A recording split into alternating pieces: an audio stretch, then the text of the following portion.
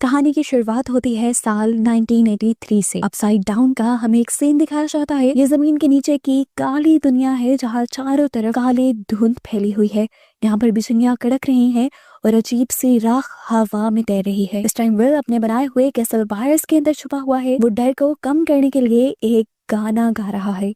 तभी अचानक उसे बाहर से एक बहुत ही भयानक चीख सुनाई देती है। ये चीख डेमोगोर्गन की थी। डेमोगोर्गन कैसल वायरस की दीवारों को चीर कर अंदर आ जाता है और विल उससे बचने के लिए अपनी पूरी जान लगाकर वहां से भागता है। वो जितना भी भागता, डेमोगोर्गन बहुत तेज था, उसके पीछे आ रहा था। वो बचने के लिए दरख्त के ऊपर चढ़ने लगा और डेमोगोर्गन भी उसके पीछे चढ़ता रहा। विल का बैलेंस बिगड़ता है और वो दरख्त से नीचे गिरने ही वाला होता है, पर उसकी बैग की वजह से वो एक टहनी के अंदर अटक जाता है। पर वजन फिर भी ज्यादा था, वो टहनी से गिर ही गया और गिरकर बेहोश हो गया और आखिर डेमोगोर्गन के हाथ लग गया। डेमोगोर्गन उसे घसीटते हुए वेक्ना के पास ले गया और यहाँ हमने वेक्ना का ठिकाना देखा जो बहुत ही ज्यादा खौफनाक था, जहाँ हर तरफ जिंदा इंसानों जैसी वेन्स थी, बड़ी बड़ी वेन्स जो इंसानों की वेन्स की तरह ही धड़क रही थी। वेक्ना विल को उन वेन्स के अंदर जकड़ लेता है और उसके मुंह के अंदर अपना एक टेंटिकल डालकर अपना डार्क एसेंस उसके अंदर डाल देता है और यहाँ वो कहता है इंतजार खत्म हुआ, अब खेल शुरू। खैर, अब सीन यहाँ से कट होकर हमें लगभग 4 साल बाद का सीन दिखाया जाता है। हम माइक के घर माइक की छोटी बहन हॉली को देखते हैं जो जब नाश्ते का टेबल सेट कर रही थी तो अचानक खिड़की के बाहर उसे कोई इंसान खड़ा दिखाई दिया। उसे जो इंसान दिखाई दे रहा था, हमें वो एक साया नजर आ रहा था। वो उसे देखकर हाय कहती है और अचानक ही घर में हलचल मचने लग जाती है। सब नाश्ते के लिए आ जाते हैं और वो इंसान वहाँ से गायब हो जाता है। पता चलता है कि विल और जॉयस की फैमिली भी अब यहीं रह रही है क्योंकि शहर के हालात बहुत ही ज्यादा खराब हैं और ये सब लोग इस चीज को लेकर परेशान भी हैं कि पता नहीं इस शहर का क्या बनेगा। यहाँ पर माइक, डस्टिन, लूकस स्कूल जाने के लिए निकलते हैं और हमें हॉकिंस शहर का एक सीन दिखाया जाता है जो अब किसी किले की तरह बन चुका है। हर तरफ मिलिट्री की जीप्स हैं और वेपन्स लिए फौजी चारों तरफ से इस शहर की प्रोटेक्शन कर रहे हैं। जमीन में अब वो बड़ी सी जो दरार आई थी उसे मिट्टी से भर दिया गया है और उसके ऊपर बड़े बड़े मेटल प्लेट्स लगा दिए गए हैं। बाहर तो वहाँ कोई खतरा नहीं नजर आता, बच्चे तो वहाँ खेलने भी चले जाते हैं, लेकिन जैसे ही उन बच्चों को सोल्जर्स देखते हैं तो उन्हें वो वहाँ से भेज देते हैं क्योंकि उनके मुताबिक खतरा अभी भी वहाँ पर मंडला रहा है। हम देखते हैं कि इस टाइम सब लोग रेडियो सुन रहे थे। रेडियो पर बताया जा रहा था कि शहर के लोग तेजी से बीमार हो रहे हैं और शहर को क्वारंटीन जोन बना दिया जाएगा। ये रेडियो शो रॉबिन होस्ट कर रही थी और उसके साथ यहाँ पर स्टीव भी काम करता था। अचानक ही रेडियो खराब हो जाता है और इन लोगों को परेशानी हो जाती है। यहाँ स्कूल में भी माहौल काफी ज्यादा टेंस है क्योंकि डस्टिन अभी भी अपनी हेल फायर क्लब की टी शर्ट पहनता है। माइक उसे समझाता है कि डस्टिन ऐसा मत करो, लेकिन डस्टिन की जिद है कि वो कभी भी रूल्स नहीं मानेगा और अपने मरे हुए दोस्तों का साथ कभी नहीं छोड़ेगा। उसकी इस जिद को देखकर विल यहाँ पर खामोश हो जाता है, लेकिन यहाँ हम विल की आंखों में एक अजीब सा डर महसूस करते हैं। ये लोग बातें करते हुए कॉरिडोर से गुजरते हैं और स्कूल की दीवार पर हम 11 के मिसिंग पोस्टर्स देखते हैं। 11 को पुलिस और मिलिट्री भी पकड़ना चाहती थी क्योंकि ये लोग 11 को अपना प्रोटेक्टर नहीं समझते थे, बल्कि इन लोगों को लगता था कि 11 ही इस सारी तबाही की जिम्मेदार है और अपसाइड डाउन के पोर्टल्स भी 11 की वजह से ही खुले हैं और वही इंसानों के लिए खतरा है। फाइनली अब यहाँ पर हमें 11 को दिखाया जाता है जिसकी पावर्स अचानक से पिछले सीजन में चली गई थी और अब वो जान तोड़ कोशिश कर रही है कि उसकी पावर्स उसे वापस मिल जाएं। वो जंगल में एक अजीब सी झोंपड़ी में रहती है, काफी मुश्किल जिंदगी गुजार रही है और उसका पूरा फोकस है अपनी ट्रेनिंग पर और अपनी पावर्स को दोबारा पाने पर। वो दिन रात प्रैक्टिस करती है अपने दिमाग से चीजों को कंट्रोल करने की, यानी टेलीकाइनेसिस की। और जब जब वो अपने दिमाग से चीजों को कंट्रोल करती है तब तब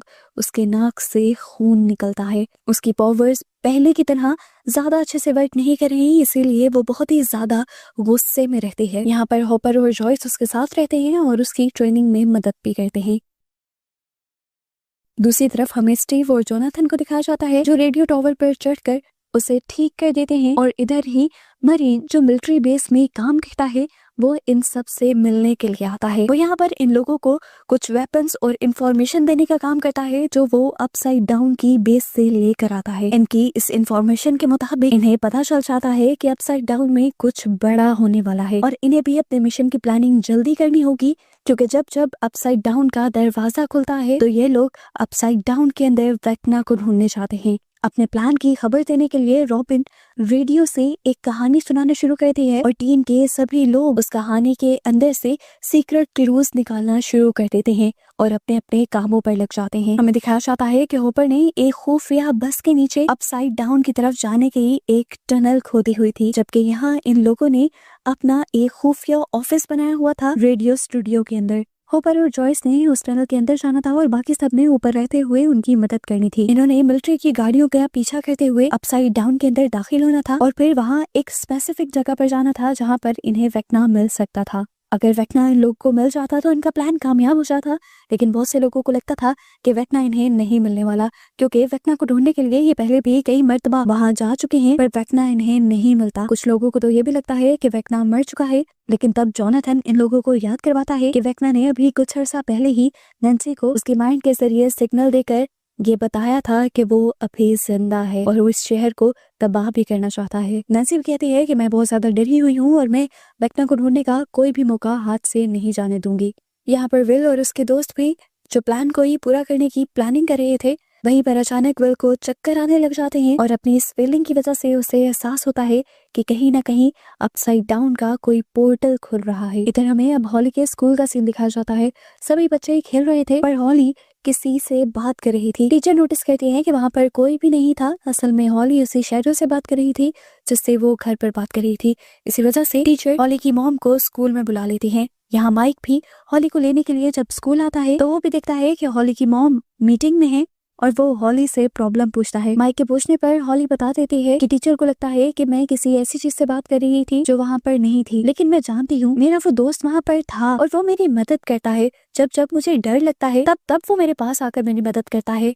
माइक को भी उसकी सिचुएशन अजीब लगती है और माइक अब उससे उसके डर के बारे में पूछने लगता है तो हॉली बताती है कि शहर में मॉन्स्टर्स रहते हैं और वो बच्चों को खा लेते हैं। तब माइक उसे समझाता है कि मॉन्स्टर्स नहीं होते, ये बस तुम्हारे दिमाग का एक डर है और इस डर से लड़ने के लिए तुम्हें खुद ही हिम्मत करनी होगी। वो उसे एक कार्टून कैरेक्टर देता है और कहता है कि तुम अपने आप को इस जैसा सोचा करो, इस तरह तुम्हें अपने डर से लड़ने के लिए मदद मिलेगी। सीन कट होकर हमें सार्जेंट रेमिरेस को दिखाया जाता है जो एक लैब के अंदर पहुंचते हैं। यहाँ पर अपसाइड डाउन के क्रिएचर्स पर एक्सपेरिमेंट हो रहे थे, रिसर्च हो रही थी। साइंटिस्ट चाहती थी कि ये लोग 11 को पकड़ कर लेकर आए, लेकिन अभी तक कोई भी 11 को पकड़ने में कामयाब नहीं हुआ था। ये सुनकर साइंटिस्ट गुस्से में आ जाते हैं और दोबारा ऑर्डर देते हैं कि जो भी करो हमें वो लड़की हर हाल में चाहिए, क्योंकि यहाँ पर मासूम लोग मर रहे हैं। इस टाइम यहाँ पर सार्जेंट एक अजीब सी क्रिएचर से डर जाते हैं जो कि एक कंटेनर में बंद था। साइंटिस्ट उसे टॉन्ट करते हुए कहती हैं, अरे डरो नहीं, काटेगा नहीं तुम्हें, हाँ ज्यादा हुआ तो तुम्हारा गला घोट कर तुम्हें मार सकता है। फिर सार्जेंट अब यहाँ से बाहर निकल जाते हैं और हमें जूम आउट कर दिखाया जाता है कि ये फैसिलिटी दुनिया में नहीं बल्कि अपसाइड डाउन के अंदर बनाई गई थी। दुनिया में दिखाया जाता है कि हॉपर और जॉयस दोनों ही अपसाइड डाउन के अंदर जाने के लिए तैयार हो रहे थे। 11 भी अपसाइड डाउन में जाना चाहती थी पर हॉपर उसे मना कर रहा था, जिसकी वजह से 11 को गुस्सा आ जाता है। अब यहाँ पर जॉयस हॉपर से पूछती है, तुम बार बार उसे क्यों नाराज कर देते हो, जाने क्यों नहीं देते? तब हॉपर कहता है, वो मेरी बेटी है, मुझे पता है कि इस लड़ाई में उसका इम्पोर्टेंट रोल है, लेकिन मैं हर मर्तबा उसे खतरे में नहीं डाल सकता। मैं कई मर्तबा अपसाइड डाउन गया हूँ और हर मर्तबा मैं यही देखता हूँ कि वहाँ के लोग इसे ढूंढ रहे हैं और मैं नहीं चाहता कि मिशन से पहले वो उन लोगों के हाथों पकड़ी जाए।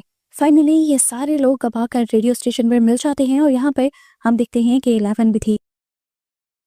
माइक 11 से बातें करने लग जाता है और 11 अपनी परेशानी बताती है कि आजकल जॉयस अजीबोगरीब हरकतें कर रहा है और उस पर बहुत ज्यादा सख्ती भी कर रहा है। माइक उसे हौसला देता है और कहता है जरूर इसके पीछे कोई ना कोई रीजन होगी। वो उसे ये भी बताता है कि दिल को आजकल बहुत ही अजीबोगरीब चीजें फील हो रही हैं और हमें उम्मीद है कि अब हमें वेक्ना मिल जाएगा। खैर बातों का टाइम खत्म हो जाता है और ये लोग अपने मिशन के लिए तैयार हो जाते हैं। जॉयस को एक डिवाइस पकड़ा दी गई थी जिससे उसकी लोकेशन का इनको पता चलता रहता। इसके सिग्नल पर डस्टिन ने नजर रखनी थी, लेकिन ये लोग परेशान हैं कि डस्टिन अभी तक आया नहीं था। इस टाइम विल सबसे कहता है कि डस्टिन की जगह मैं चला जाता हूँ, लेकिन सब विल को जाने से मना कर देते हैं और ये सोचकर विल को बहुत ही बुरा लगता है कि सब उसे कमजोर समझते हैं। यहाँ पर हमें दिखाया जाता है कि हॉपर उस टनल के नीचे चला जाता है जहाँ से ये अपसाइड डाउन का रास्ता आना था। ऊपर से ये लोग उसके ऊपर नजर रख रहे थे। यहाँ पर 2 सोल्जर आग बरसाते हैं और अपसाइड डाउन का पोर्टल खोलते हैं। 2 मिलिट्री की गाड़ियां अपसाइड डाउन के जैसे ही अंदर जाने लगते हैं तो हॉपर भी उन गाड़ियों के ऊपर चढ़कर अपसाइड डाउन के अंदर चला जाता है। ये लोग उन गाड़ियों को भी ट्रैक कर रहे थे जिसके पास जॉयस था। अचानक से ये सारी गाड़ियां रुक जाती हैं और एक दूसरे से टकरा जाती हैं। जॉयस इस चीज की खबर ऊपर देता है और ये लोग परेशान हो जाते हैं कि आखिर ऐसा क्या हुआ होगा। ऊपर से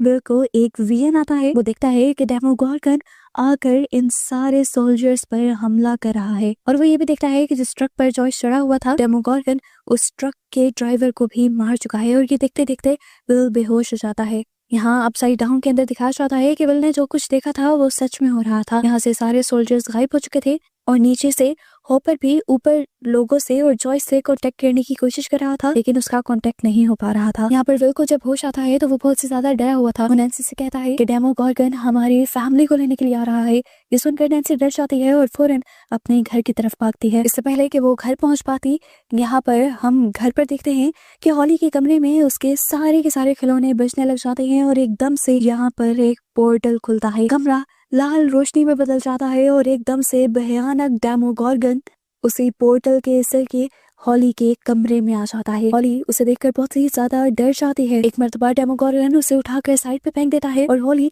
फौरन से अपनी जान बचाते हुए अपनी मॉम के पास जाती है और उसे बताती है कि उसके रूम में एक मॉन्स्टर है। अब क्योंकि पहले ही हॉली उटपटांग चीजें देख रही थी जो किसी और को नजर नहीं आ रही, तो उसकी मॉम को इसीलिए उसकी बात पर यकीन नहीं होता। वो अपनी बेटी को रिलैक्स करते हुए उसे गले लगा लेती है और तभी वो उसके सर पर खून नोटिस करती है और उसे एहसास होता है कि शायद उसकी बेटी सच बोल रही है। उसी सेकंड यहाँ की लाइट्स फ्लिकर करने लग जाती हैं और एकदम से डेमोगोर्गन दरवाजा तोड़ते हुए बाथरूम के अंदर आ जाता है। लेकिन अब बाथरूम में तो कोई था ही नहीं। नीचे से हॉली के डैड भी अपने घर में होने वाली अजीब चीजों को नोटिस कर चुके थे। वो भी घर के अंदर चेक करने के लिए आ जाता है और डेमोगोर्गन उसकी आवाज सुनते हुए बाहर चला जाता है। यहाँ हमें दिखाया जाता है कि हॉली और उसकी मॉम पानी के अंदर छुपे हुए थे और फोम की वजह से वो डेमोगोर्गन को नजर नहीं आए थे। यहाँ दिखाया जाता है कि नैन्सी भी जल्दी से 11 को लेकर अपने घर पहुंचती और वहाँ जाकर ये लोग देखते हैं कि नैन्सी की मॉम जख्मी थी। नैन्सी के तो होश ही उड़ जाते हैं। हमें दिखाया जाता है कि नैन्सी की मॉम ने अपनी बेटी को बचाने के लिए यहाँ पर एक बोतल तोड़ी थी और उससे डेमोगोर्गन पर हमला किया था, जबकि डेमोगोर्गन ने उससे पहले उसके हस्बैंड को मारकर गिरा दिया था। अब जब ये लोग पहुंचे थे तो नैन्सी की मॉम जख्मी थी क्योंकि डेमोगोर्गन ने ही उसके ऊपर हमला किया था और यहाँ से अपसाइड डाउन का पोर्टल बंद हो रहा था और पोर्टल के अंदर से हॉली की आवाजें आ रही थी, यानी डेमोगोर्गन हॉली को लेकर यहाँ से जा चुका था। पोर्टल का दरवाजा बंद होने से पहले ही 11 उस पोर्टल के अंदर चली जाती है। वो पोर्टल बंद हो जाता है और यहाँ से उन दोनों जख्मी लोगों को हॉस्पिटल लेकर जाया जाता है। हॉस्पिटल में ये सब लोग बहुत ज्यादा परेशान थे। नैन्सी रिग्रेट कर रही थी कि क्यों उसने अपने मॉम डैड को बचाने के लिए उन्हें शहर से बाहर नहीं भेजा। नैन्सी कहती है, मुझे वेक्ना ने दिखाया था कि उसने सब लोगों को मार दिया है। और यहाँ पर उसका दोस्त उसकी बात काट कर कहता है, हाँ यही वेक्ना बहुत बेरहम है, उसे तो सबको मार देना चाहिए था, लेकिन देखो उसने हॉली को अपने पास बुला लिया डेमोगोर्गन के जरिए और तुम्हारे मॉम डैड को भी जिंदा छोड़ दिया, यानी वो कुछ बड़ा सोच रहा है। ये लोग कंफ्यूज हो जाते हैं और उस लड़के से पूछते हैं, तुम कहना क्या चाहते हो? वो कहता है, मुझे नहीं पता, लेकिन मुझे इतना पता है कि आज वही तारीख है जब विल को भी यहाँ से वेक्ना लेकर गया था और अब वो हॉली को लेकर गया है।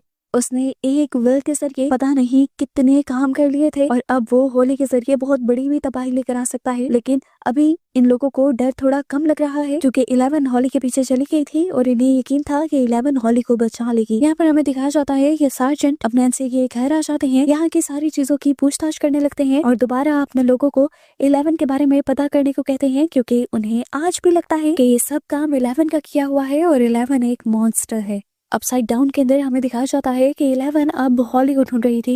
वो जोर जोर से चिल्ला रही थी और एकदम से वो किसी से टकरा जाती है और देखने को मिलता है कि वो तो हॉपर था। यहाँ पर वो हॉपर को बताती है कि किस तरह डेमोगोर्गन ने नैन्सी के घर पर हमला कर दिया था और वो हॉली को लेकर यहाँ आ चुका है और अब उन्हें हॉली को ढूंढना है।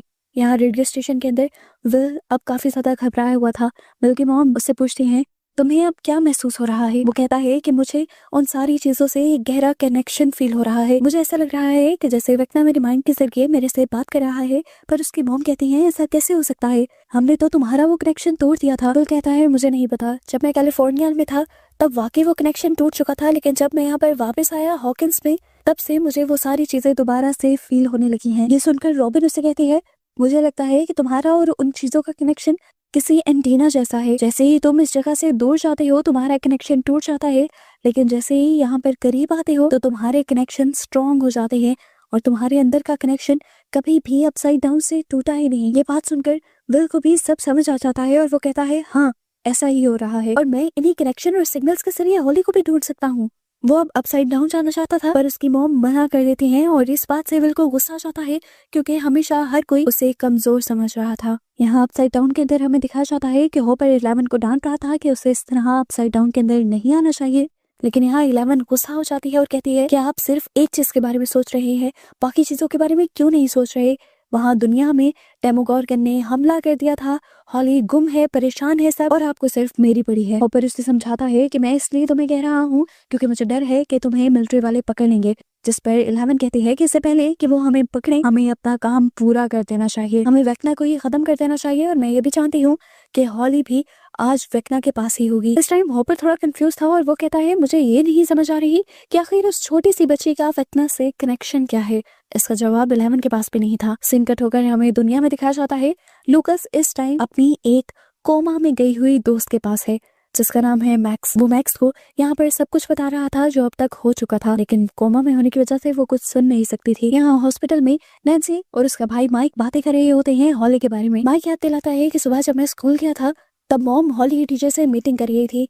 मीटिंग की वजह थी कि हॉली किसी से बात कर रही थी। टीचर के मुताबिक वहाँ पर कोई भी नहीं था और जब मैंने हॉली से बात की तो हॉली ने कहा कि वो मेरा इमेजिनरी दोस्त है जो उसकी मदद करता है और उसने सुबह उसे बताया भी था कि तुम्हें लेने के लिए यहाँ पर मॉन्स्टर्स आ रही हैं और रात को ही डेमोगोर्गन उसे ले गया। ये इत्तेफाक नहीं हो सकता, जरूर उस चीज का भी कोई ना कोई कनेक्शन है हॉली के गायब होने के साथ। माइक को नाम भी याद था, हॉली ने मिस्टर वॉलसेट नाम बताया था। ये लोग परेशान हो जाते हैं कि आखिर मिस्टर वॉलसेट है कौन, पर इन्हें यहाँ पर कुछ भी नहीं पता था। नैन्सी को लगता है कि उसकी मॉम को जरूर पता हो सकता है, लेकिन उसकी मॉम इस टाइम आईसीयू में थी और उनके पास किसी को बचाना अलाउ नहीं था। वो माइक से कहती है कि तुम नर्स का ध्यान भटकाओ और मैं मॉम से जाकर मिस्टर वॉलसेट के बारे में पूछती हूँ। सीन कट होकर रेडियो स्टेशन में हमें रॉबिन और विल को दिखाया जाता है। रॉबिन सीक्रेटली विल के पास आती है और कहती है कि तुम्हारा प्लान बहुत अच्छा है, तुम अपने सिग्नल्स के जरिए हॉली को ढूंढ सकते हो, लेकिन मैं जानती हूँ कि अगर तुम्हारे अपसाइड डाउन में जाने की बात की गई तो तुम्हारी मॉम बहुत ज्यादा उदास हो जाएंगी, लेकिन मेरे पास एक खतरनाक आइडिया है अगर तुम तैयार हो तो। विल को खुशी थी कि आखिर कोई तो उसके ऊपर यकीन कर रहा था। वो कहता है मुझे डर नहीं लगता, मैं हर काम करने के लिए तैयार हूँ। यहाँ अपसाइड डाउन में हमें दिखाया जाता है कि 11 का पता मिलिट्री को लग जाता है। वो 11 की तस्वीरें जाकर साइंटिस्ट को देती हैं और साइंटिस्ट यहाँ उल्टा होने के ऊपर गुस्सा होने लग जाती हैं कि तस्वीरों से कुछ नहीं होगा, जब तक तुम 11 को पकड़कर मेरे पास ना ले आओ तब तक अब मेरे सामने ना आना। यहाँ पर हमें 11 और हॉपर को दिखाया जाता है जो अब हॉली को ही ढूंढ रहे थे। 11 नोटिस करती है कि हॉपर की स्पीड काफी कम थी और यहाँ पर उसे पता चलता है कि उसे चोट लगी हुई है। वो उसकी मरहम पट्टी करती है और यहाँ पर हॉपर 11 को अपना असली डर बता देता है। वो बताता है कि तुमसे पहले मेरी एक बेटी थी सारा, पर उसे कैंसर हो गया था। वो बहुत बहादुर थी, उसे कभी मरने का डर नहीं लगा। वो हर रोज मौत को ही चैलेंज देती थी और अपनी हालत को बेहतर करने की कोशिश करती थी। डॉक्टर्स को भी उम्मीद थी कि वो बच जाएगी, लेकिन फिर वो मर गई। वो मुझसे दूर चली गई और मैं अब डरा हुआ हूँ, अब उसकी तरह तुम्हें खोना नहीं चाहता। ये दोनों इमोशनल होने ही वाले थे, लेकिन यहाँ पर इन्हें डेमोगोर्गन की चिल्लाने की आवाज आ गई और ये लोग उस आवाज की तरफ बढ़ गए। यहाँ अब हमें जंगल का सीन दिखाया जाता है। जंगल में विल और रॉबिन दोनों भाग रहे हैं। वो उस जगह जाने की कोशिश कर रहे हैं जहाँ पर सुबह में विल को कुछ सिग्नल्स मिले थे। उन्हें लगता है कि जमीन में जहाँ ऊपर की तरफ विल को ज्यादा तेज सिग्नल्स मिलेंगे, वहीं पर नीचे अपसाइड डाउन के अंदर वेक्ना और हॉली होंगे। वो जंगल में एक खास जगह पर पहुंचते हैं जहाँ पर एक खास गोल पैटर्न के अंदर स्टोन्स रखे हुए थे। विल को फौरन से याद आता है कि दोपहर में जब उसे वो अजीबोगरीब हेलुसिनेशंस हो रहे थे तो उसमें उसे बच्चों की हंसने की आवाज आ रही थी। अब ये लोग फौरन स्कूल की तरफ चले जाते हैं और यहाँ पर वो देखते हैं वही झूला जिस पर सुबह हॉली एंजॉय कर रही थी। यहाँ पर उसने एक आदमी को देखा था जिसने लॉन्ग कोट पहना हुआ था, वेस्ट कोट पहनी हुई थी और उसके पास एक स्टॉप वॉच थी। यही हुलिया दूसरी तरफ हॉस्पिटल में नैन्सी की मॉम भी उसे बता रही थी, क्योंकि हॉली ने ऐसा ही हुलिया उन्हें बताया था। हॉली की मॉम उस आदमी का नाम हेनरी बताती है और यहाँ दूसरी तरफ रॉबिन विल से पूछती है कि तुम्हें ये सब चीजें कैसे पता। तो विल को एहसास होता है कि उसने जो कुछ भी देखा था वो उसने वेक्ना के विक्टिम की आंखों से देखा था, यानी जो कुछ हॉली जो कि इस टाइम वेक्ना का शिकार बनी हुई है वो देख रही थी, उसी चीज के विजन्स विल को भी आ रहे थे। दूसरी तरफ हमें अपसाइड डाउन का सीन दिखाया जाता है। यहाँ पर 11 उसी अजीब सी वेन्स वाली जगह पर पहुंच जाती है जिसे हमने इस सीजन के बिल्कुल स्टार्ट में भी देखा हुआ है। यहाँ पर उसे हॉली का एक जूता मिल जाता है और 11 समझ जाती है कि जरूर इस दीवार के दूसरी तरफ ही हॉली होगी और इसीलिए वो अपने माइंड का इस्तेमाल कर हॉली को ढूंढ नहीं पा रही। वो अब अपनी ताकत का इस्तेमाल करती है इस दीवार को तोड़ने की, लेकिन चाहे जितनी भी ताकत लगा ले, ये दीवार थोड़ी थोड़ी खुल तो रही थी पर पूरी तरह टूट नहीं रही थी। ये दीवार अपने आप को दोबारा से बना लिया करती थी। हॉपर भी हर तरीके से इस दीवार को काटने की, तोड़ने की कोशिश करता है, पर इस दीवार में एक भी सुराख नहीं हो पाता। अब यहाँ पर 11 की बैटरी लो हो चुकी थी, यानी उसे भूख लग चुकी थी और यहाँ पर ये लोग खाना भी काफी कम लाए हुए थे। हॉपर उसे कहता है कि इस टाइम तुम्हारा खाना खाना बेहतर नहीं लगता, क्योंकि अगर तुमने खाना खाकर इसी दीवार पर काम किया तो तुम्हारी दोबारा से बैटरी लो हो जाएगी और फिर हमारे पास खाने के लिए कुछ भी नहीं बचेगा। और उस पर भी बुरा ये होगा कि अगर हॉली यहाँ हुई ही ना तो उसके मिलने के चांसेस भी और कम हो जाएंगे। यही अपसाइड डाउन में मिलिट्री भी 11 को ढूंढना चाहती थी और वो एक ऐसी फ्रीक्वेंसी पूरे अपसाइड डाउन के अंदर छोड़ते हैं जो 11 के दिमाग को सुन कर देती है। यहाँ पर हमें दिखाया जाता है कि विल की मॉम पूरी रात से विल को ढूंढ रही थी, जो इस टाइम जंगल में और जंगल के बाद हॉली के स्कूल गया था। वो और रॉबिन अब सुबह के वक्त शहर की तरफ वापस आ रहे थे। तभी विल को उसकी मॉम देख लेती हैं और उसे फौरन गाड़ी में बैठने को कहती हैं। वो रॉबिन को भी डांटती है क्योंकि वो उसकी बेटी की जिंदगी खतरे में डाल रही थी, ऐसा उन्हें लगता था। यहाँ पर विल अपनी मॉम को ही डांटता है और कहता है, आप क्यों मुझे इस तरह कमजोर समझती हैं? आपको पता भी है मेरे साथ क्या हुआ है। मैं वेक्ना के हाइव माइंड से जुड़ गया था और उसके विक्टिम्स की आंखों से बहुत सारे वियंस देखे हैं मैंने, और इस तरह मुझे पता चला है कि सिर्फ हॉली ही नहीं, वो इस मर्तबा बहुत से और बच्चों को भी अपना विक्टिम बनाएगा। आप देखें उसने एक मेरी ताकत से कितना कुछ बदल दिया था, और अब अगर उसके पास इतने सारे बच्चे होंगे तो वो पता नहीं क्या तबाही लेकर आएगा। हमें दोबारा स्कूल का सीन दिखाया जाता है और हम स्कूल में एक नए बच्चे डेरेक को देखते हैं जो कि हॉली का ही क्लास फेलो है, और अब उसे वही इमेजिनरी कैरेक्टर हेनरी दिखाई देने लगा है जो पहले हॉली को दिखाई देता था, और अब वो उस बच्चे के अलावा किसी को नजर नहीं आ रहा। यहाँ अपसाइड डाउन के अंदर हमें हॉली को दिखाया जाता है जो इस टाइम हेनरी के ही साथ है और हेनरी उसे एक घर में लेकर बैठा हुआ है। न जाने ये इमेजिनरी दुनिया है या क्या है। हॉली इस टाइम अपने मॉम डैड के लिए परेशान है, लेकिन ये आदमी उससे कहता है कि तुम परेशान मत हो, तुम्हारे मॉम डैड दुनिया में बिल्कुल ठीक है। यहाँ पर ये हेनरी नाम का आदमी हॉली को बताता है कि तुम डरो मत, मैं तुम्हारे क्लास फेलो डेरेक को भी यहाँ पर लाने वाला हूँ। पर हॉली कहती है वो बच्चा तो मुझे बिल्कुल पसंद नहीं, वो मुझे परेशान करता है। जिस पर हेनरी से कहता है कि डरने की जरूरत नहीं, अगर तुम्हें उसने तंग किया तो मैं उसे मॉन्स्टर्स के पास भेज दूंगा। अब हेनरी यहाँ से जाने लगता है और हॉली को बताता है कि मैं पूरा दिन घर नहीं आऊंगा, ये पूरा घर आज तुम्हारा है और तुम्हें किसी भी हाल में इस घर से निकलकर जंगल में नहीं जाना क्योंकि वहाँ पर मॉन्स्टर्स होते हैं।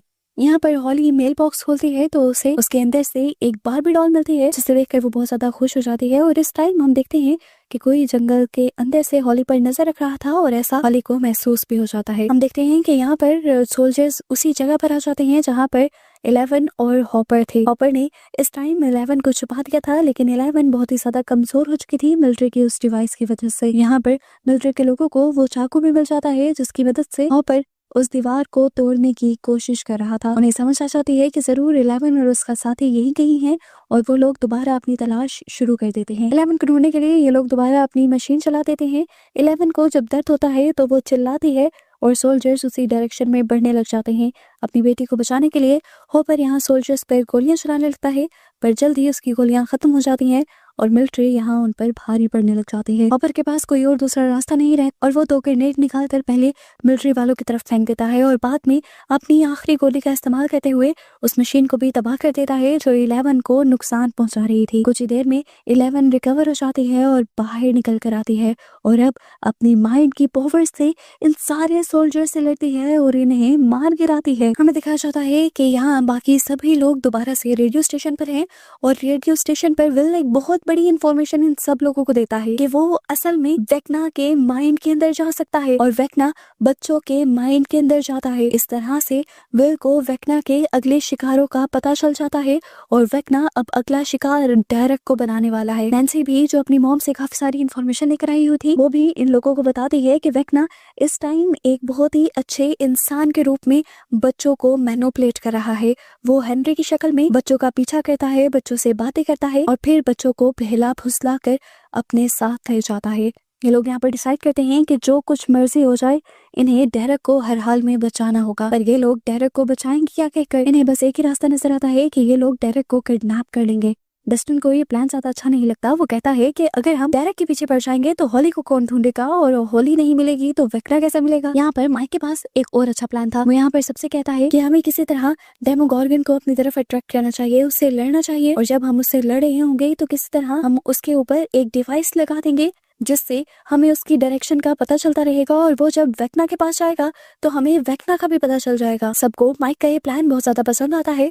दूसरी तरफ अपसाइड डाउन के अंदर वेक्ना की बनाई हुई इमेजिनरी दुनिया के अंदर हम हॉली को देखते हैं, जो बहुत ही ज्यादा खुश है, नए नए ड्रेसेस पहन रही है, केक्स बना रही है, और वो सब कर रही है जो वो चाहती है। अचानक ही उसके दरवाजे पर बेल होती है। भाई तो कोई भी नहीं था। उसने मेल बॉक्स चेक किया तो उसमें हेनरी का ही लेटर था, जो असल में वेक्ना है। वो उससे कहता है कि मुझे तुम्हारी मदद चाहिए, इसीलिए इस मैप को फॉलो करते हुए मेरे पास आओ। दूसरी तरफ हमें अपसाइड डाउन के अंदर दिखाया जाता है कि सार्जेंट वहां पर पहुंच जाते हैं जहां पर 11 ने मिलिट्री के सोल्जर्स को मारा था। सार्जेंट देखकर अपने बाकी सोल्जर्स को ऑर्डर देते हैं कि उस बंदे को ढूंढ कर लाओ जिसने ये सब किया है, जबकि यहाँ पर 11 और हॉपर दोनों ही एक सेफ जगह पर आराम कर रहे थे।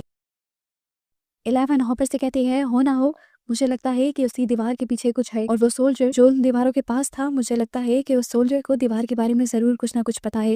मुझे सिर्फ 20 मिनट चाहिए उस सोल्जर से सारी सच्चाई उगलवाने के लिए। हॉपर को 11 का प्लान पसंद नहीं आता, लेकिन वो जानता है कि 11 तो उसकी बात मानने वाली नहीं है। दूसरी तरफ दुनिया में हमें दिखाया जाता है कि इन लोगों ने जो दोनों प्लान बनाए हुए थे वेक्ना को ट्रैक करने के लिए, ये लोग दोनों प्लान पर वर्क कर रहे थे कि इन दोनों में से कोई एक तो कामयाब हो ही जाएगा। एक तरफ ये लोग हॉली को भी ढूंढने की प्लानिंग कर रहे थे, और दूसरी तरफ डेरेक को भी किडनैप करने की प्लानिंग कर रहे थे ताकि उसके जरिए वेक्ना तक पहुंच जाए। अब डेरेक को किडनैप करना था तो उसके घर भी जाना था। घर में तभी घुस पाते जब उसके पेरेंट्स सो रहे होते, और पेरेंट्स को गहरी नींद में सुलाने के लिए रॉबिन और विल हॉस्पिटल से नींद की गोलियां चुराने का डिसाइड करते हैं। दूसरी तरफ हमें दिखाया जाता है कि नैन्सी एक गोली के अंदर ट्रैकर को लगाने की कोशिश कर रही होती है ताकि ये गोली जब डेमोगोर्गन को मारी जाए तो ट्रैकर उस पर लग जाए।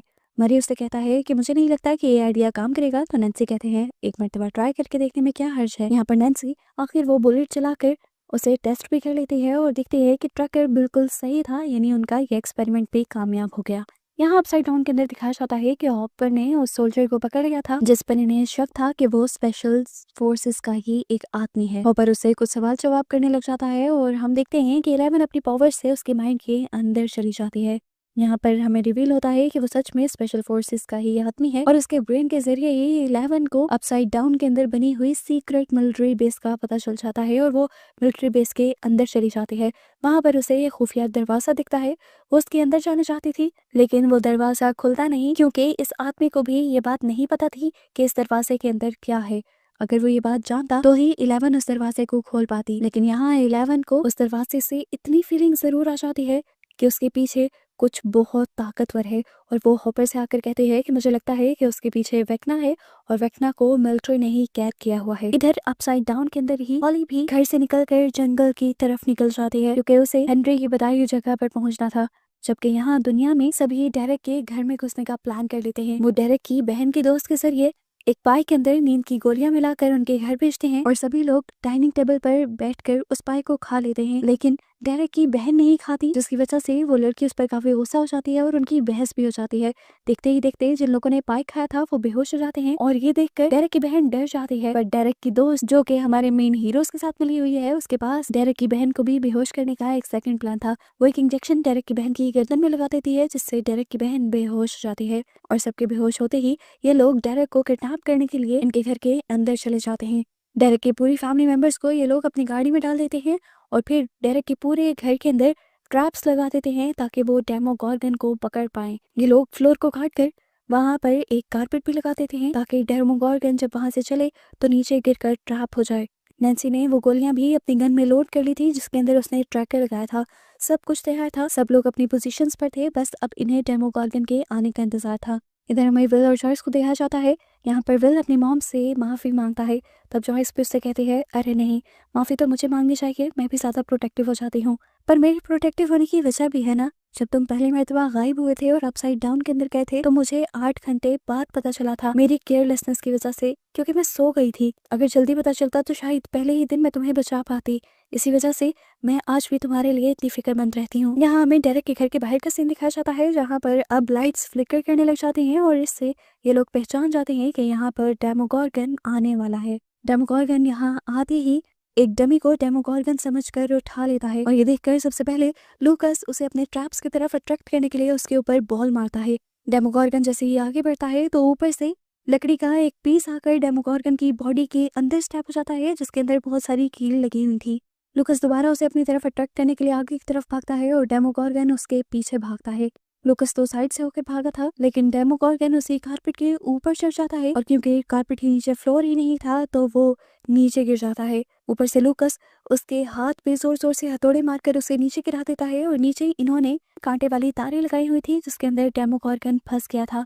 ये लोग डेमोगोर्गन को आग लगा देते हैं और डरकर डेमोगोर्गन यहाँ से पोर्टल खोलकर वापस जाने लगता है और इतने में पीछे से नैन्सी पूरी कोशिश करती है कि वो डेमोगोर्गन पर एक गोली चला दे ट्रैकर वाली। ये सब करते हुए अचानक से डेरेक को होश आ जाता है और विल को भी एक अजीब सी वाइब आती है। वो यहाँ सब लोगों को बताता है कि वेक्ना ने हमें वो सब करते हुए देख लिया है। अपसाइड डाउन के अंदर हमें हॉली को दिखाया जाता है जो हेनरी के दिए हुए मैप की तरफ बढ़ रही है और आखिरकार वो एक बड़ी सी पहाड़ी के पास पहुंच जाती है। वो एक खार के पास पहुंचकर हेनरी को आवाज लगाती है और कहती है, हेनरी क्या तुम यहाँ पर हो?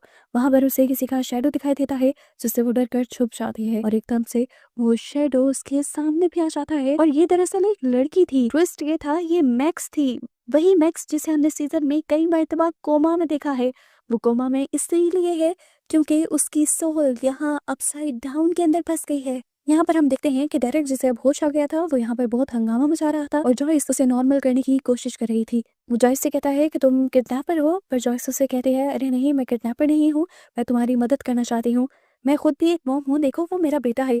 वो विल की तरफ इशारा करते हैं और डेरेक कहता है, ये तो वही ज़ॉम्बी लड़का है ना जो मरकर वापस आया था। जॉयस कहती है, वो मरकर वापस नहीं आया था, वो एक मॉन्स्टर के पास से वापस आया था और अब वही मॉन्स्टर तुम्हें भी लेने आ रहा है और हम तुम्हें बचाना चाहते हैं। तब डेरेक उसे बताता है कि मिस्टर वॉलसेट ने उसे पहले ही ये सब बता दिया है। तब जॉयस उसे समझाती है कि मिस्टर वॉलसेट ही बहुत बड़ा धोखा है और वो सभी मॉन्स्टर मिस्टर वॉलसेट के लिए ही काम करते हैं। जॉयस को लगता है कि अब डेरेक उसकी बात समझ गया है, इसीलिए वो डेरेक को खोल देती है, लेकिन डेरेक इन सब को धक्का देते हुए वहां से भाग निकलता है। ये लोग किसी तरह करके डेरेक को पकड़ लेते हैं और उसे एक फार्म हाउस के अंदर लाकर उसका दरवाजा बंद कर देते हैं। सेम इसी टाइम पर विल को एक अजीब सा एहसास होता है, उसे सर में अजीब सा दर्द होता है और उसे भी आता है कि जैसे कोई दरवाजा खटखटा रहा है और यहाँ हमें दिखाया जाता है कि सच में डेमोगोर्गन इसी दरवाजे के पीछे था। डेमोगोर्गन वो दरवाजा खोल लेता है तो जॉयस एक कुल्हाड़ा लेकर डेमोगोर्गन के ऊपर हमला करती है, पर इस हमले से डेमोगोर्गन को कुछ नहीं होता।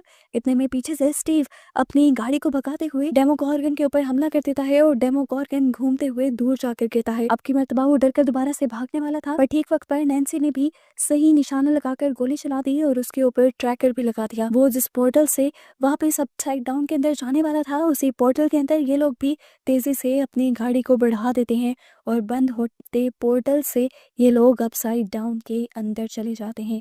इस टाइम पर इन्हें डेमोगोर्गन के सिग्नल मिल रहे थे, उसे ये लोग ट्रैक करते हुए उसके पीछे पीछे जा रहे थे। बिल अभी भी वेक्ना के माइंड से कनेक्टेड था और उसे वो सारे बच्चे नजर आ रहे थे जिन्हें वेक्ना ने अपना शिकार बनाकर अपनी वेन्स के अंदर जकड़ा हुआ था और उन बच्चों के मुंह में अपने टेंटिकल्स भी फंसाए हुए थे। यहाँ हॉकिंस में हमें दिखाया जाता है कि मिलिट्री वाले आकर सभी घरों से सभी घरों के बच्चों को ले जाते हैं और यहाँ पर हमें इनका इरादा नहीं पता कि वो क्या चाहते हैं। वो बच्चों की प्रोटेक्शन चाहते हैं या फिर वो बच्चों को साइंटिस्ट के कहने पर अपसाइड डाउन के अंदर ले जाना चाहते हैं। यहाँ पर विल जो कुछ देखता है उस सब की पेंटिंग असली दुनिया में बनाता है और इस टाइम पर लूकस और उसका साथी आकर उन्हें बताते हैं कि मिलिट्री भी पूरे शहर से बच्चों को इकट्ठा कर कहीं लेकर जा रही है और यहाँ पर जरूर कुछ बड़ा चल रहा है। सिर्फ वेक्ना ही नहीं है जिसे बच्चों की जरूरत है, यहाँ पर कोई और भी बच्चों का इस्तेमाल करने वाला है। यहाँ पर हम देखते हैं कि वो साइंटिस्ट जो अपसाइड डाउन के अंदर थी उसे ही खबर मिली थी कि बच्चे गायब हो रहे हैं, इसीलिए उसने सभी बच्चों को पकड़वा दिया था। उसे लगता है कि 11 बच्चों को किडनैप कर रही है और वो बच्चों को मारना चाहती है। यहाँ पर एक चैनल यहाँ से चला जाता है और जब दूसरा रेमिरेज यहाँ पर रह जाता है तो वो साइंटिस्ट से कहता है कि आप भी बच्चों को शिकार बना रही हैं और ऐसा करना ठीक नहीं है। अब साइंटिस्ट उससे कहते हैं मुझे मत सिखाओ। यहाँ अपसाइड डाउन के अंदर अब हम मैक्स और हॉली को देखते हैं। हॉली मैक्स को देखकर बहुत ज्यादा हैरान थी क्योंकि मैक्स उसके नेबर में ही रहती थी और वो मैक्स को जानती थी। उसे ये भी पता था कि मैक्स कोमा में है। हॉली से पूछती है कि तुम यहाँ कैसे हो, तो वो कहती है मैं बिल्कुल उसी तरह यहाँ पर हूँ जिस तरह तुम यहाँ पर आई हो। वो उसे अपने घर के अंदर ले जाती है और बताती है कि वो लेटर तुम्हें हेनरी ने नहीं बल्कि मैंने ही लिखा था क्योंकि मैं तुम्हें बचाना चाहती थी। वो हेनरी नहीं है, वो असल में एक मॉन्स्टर है। हॉली डर जाती है और उसे पूछती है कि इस टाइम हम कहाँ पर हैं। मैक्स बताती है कि इस टाइम हम मेमोरी के अंदर हैं। देखने में सब कुछ बहुत अच्छा लग रहा है, पर असल में ये सारी हकीकत बहुत ही ज्यादा भयानक है। ये मेमोरी असल में जेल है वेक्ना नाम के एक मॉन्स्टर की। यहाँ हमें दिखाया जाता है कि विल की पूरी टीम को पता है कि बच्चों का अच्छा इस्तेमाल नहीं किया जाएगा, इसीलिए वो बच्चों को बचाने का प्लान बना रहे हैं, जबकि बच्चे तो मिलिट्री बेस के अंदर पहुंच गए हैं। सभी बच्चों को बचाने के लिए नहीं कोई ऐसा चाहिए था जो मिलिट्री बेस के अंदर जा सके और जिसे मिलिट्री पहचान भी ना पाए। अब डायरेक्ट जो इनके पास था, ये लोग उसी का इस्तेमाल करने का फैसला करते हैं। इधर दिखाया जाता है कि हॉपर और 11 अपसाइड डाउन के अंदर उसी मिलिट्री बेस के पास हैं, जिसके अंदर 11 को फील हुआ है कि वेक्ना है। हॉपर 11 से पूछता है कि ऐसा कैसे हो सकता है कि वेक्ना अंदर है, क्या उसकी पावर्स को छीन लिया गया है, और अगर उसके पास उसकी पावर्स नहीं है तो वो सब काम वो कैसे कर रहा है, यानी बच्चों को किडनैप करवाना और बाहर तबाही मचाना। इस टाइम पर इनके रेडियो में कुछ सिग्नल आते हैं और यहाँ पर हॉपर और 11 को ये बात पता चलती है कि इनके ग्रुप के कुछ और लोग भी अब अपसाइड डाउन के अंदर थे। इस टाइम रेडियो से डस्टिन से बात कर रहा था। वो कहता है कि हमारी कार आकर एक चिपचिपी सी दीवार से टकरा गई है। वो समझ जाते हैं ये उसी दीवार की बात कर रहे थे जिसे पहले 11 खोलना चाह रही थी। ये लोग यहीं पर बात कर रहे थे तो हॉपर इन सबसे कहता है तुम लोग खामोश रहो और अपने रेडियो को बंद कर दो, यहाँ पर सिग्नल्स बिल्कुल भी सेफ नहीं है, हम खुद तुम्हें लेने आ रहे हैं। इधर अपसाइड डाउन के अंदर दोबारा हमें हॉली और मैक्स को दिखाया जाता है और मैक्स हॉली को अपनी कहानी सुना रही थी। वो बताती है कि किस तरह सबसे पहले अपसाइड डाउन का पोर्टल खुला था, हॉकिंस शहर एकदम से 2 हिस्सों में बट गया था। उस टाइम मैक्स कुछ टाइम के लिए मर गई थी, लेकिन जब उसे होश आया तब वो एक अजीब से रेनबो रूम में थी। वो कहती है कि जब मैं उठी और मैंने आगे जाकर दरवाजा खोला तो मैं एक स्कूल में थी और उस टाइम था 1959, यानी मैं लगभग 30 साल पास्ट में चली गई थी। वो कहती है कि मैंने उस जगह से निकलने की बहुत कोशिश की, लेकिन हर मर्तबा मैं एक नए टाइम में पहुंच गई और इसी तरह फिरते फिरते आखिर में अपने टाइम में वापस आ गई और फिर जाकर मुझे एहसास हुआ कि असल में मैं तो हेनरी के दिमाग के अंदर हूँ। यहाँ दुनिया में दिखाया जाता है कि डेरेक उन सबके प्लान के मुताबिक मिलिट्री बेस के पास पहुंचता है तो सभी मिलिट्री वाले उसे गन पॉइंट पर ले लेते हैं और यहाँ पर डेरेक बहुत ही मासूमियत से बहाना बनाता है, अरे मैं तो आप लोग के पास आया हूँ, सारे शहर के बच्चों को आप यहाँ पर लेके आए हो ना, लेकिन मैं तो यहीं पर छूट गया। ऐसे ये लोग डेरेक को मिलिट्री बेस के अंदर ले लेते हैं और फिर डेरेक वॉशरूम में जाकर इनके दिए हुए फोन से इन लोगों से कांटेक्ट करता है। जॉइस डेरेक से कहती है कि तुम सारे बच्चों से बात करो और जिसने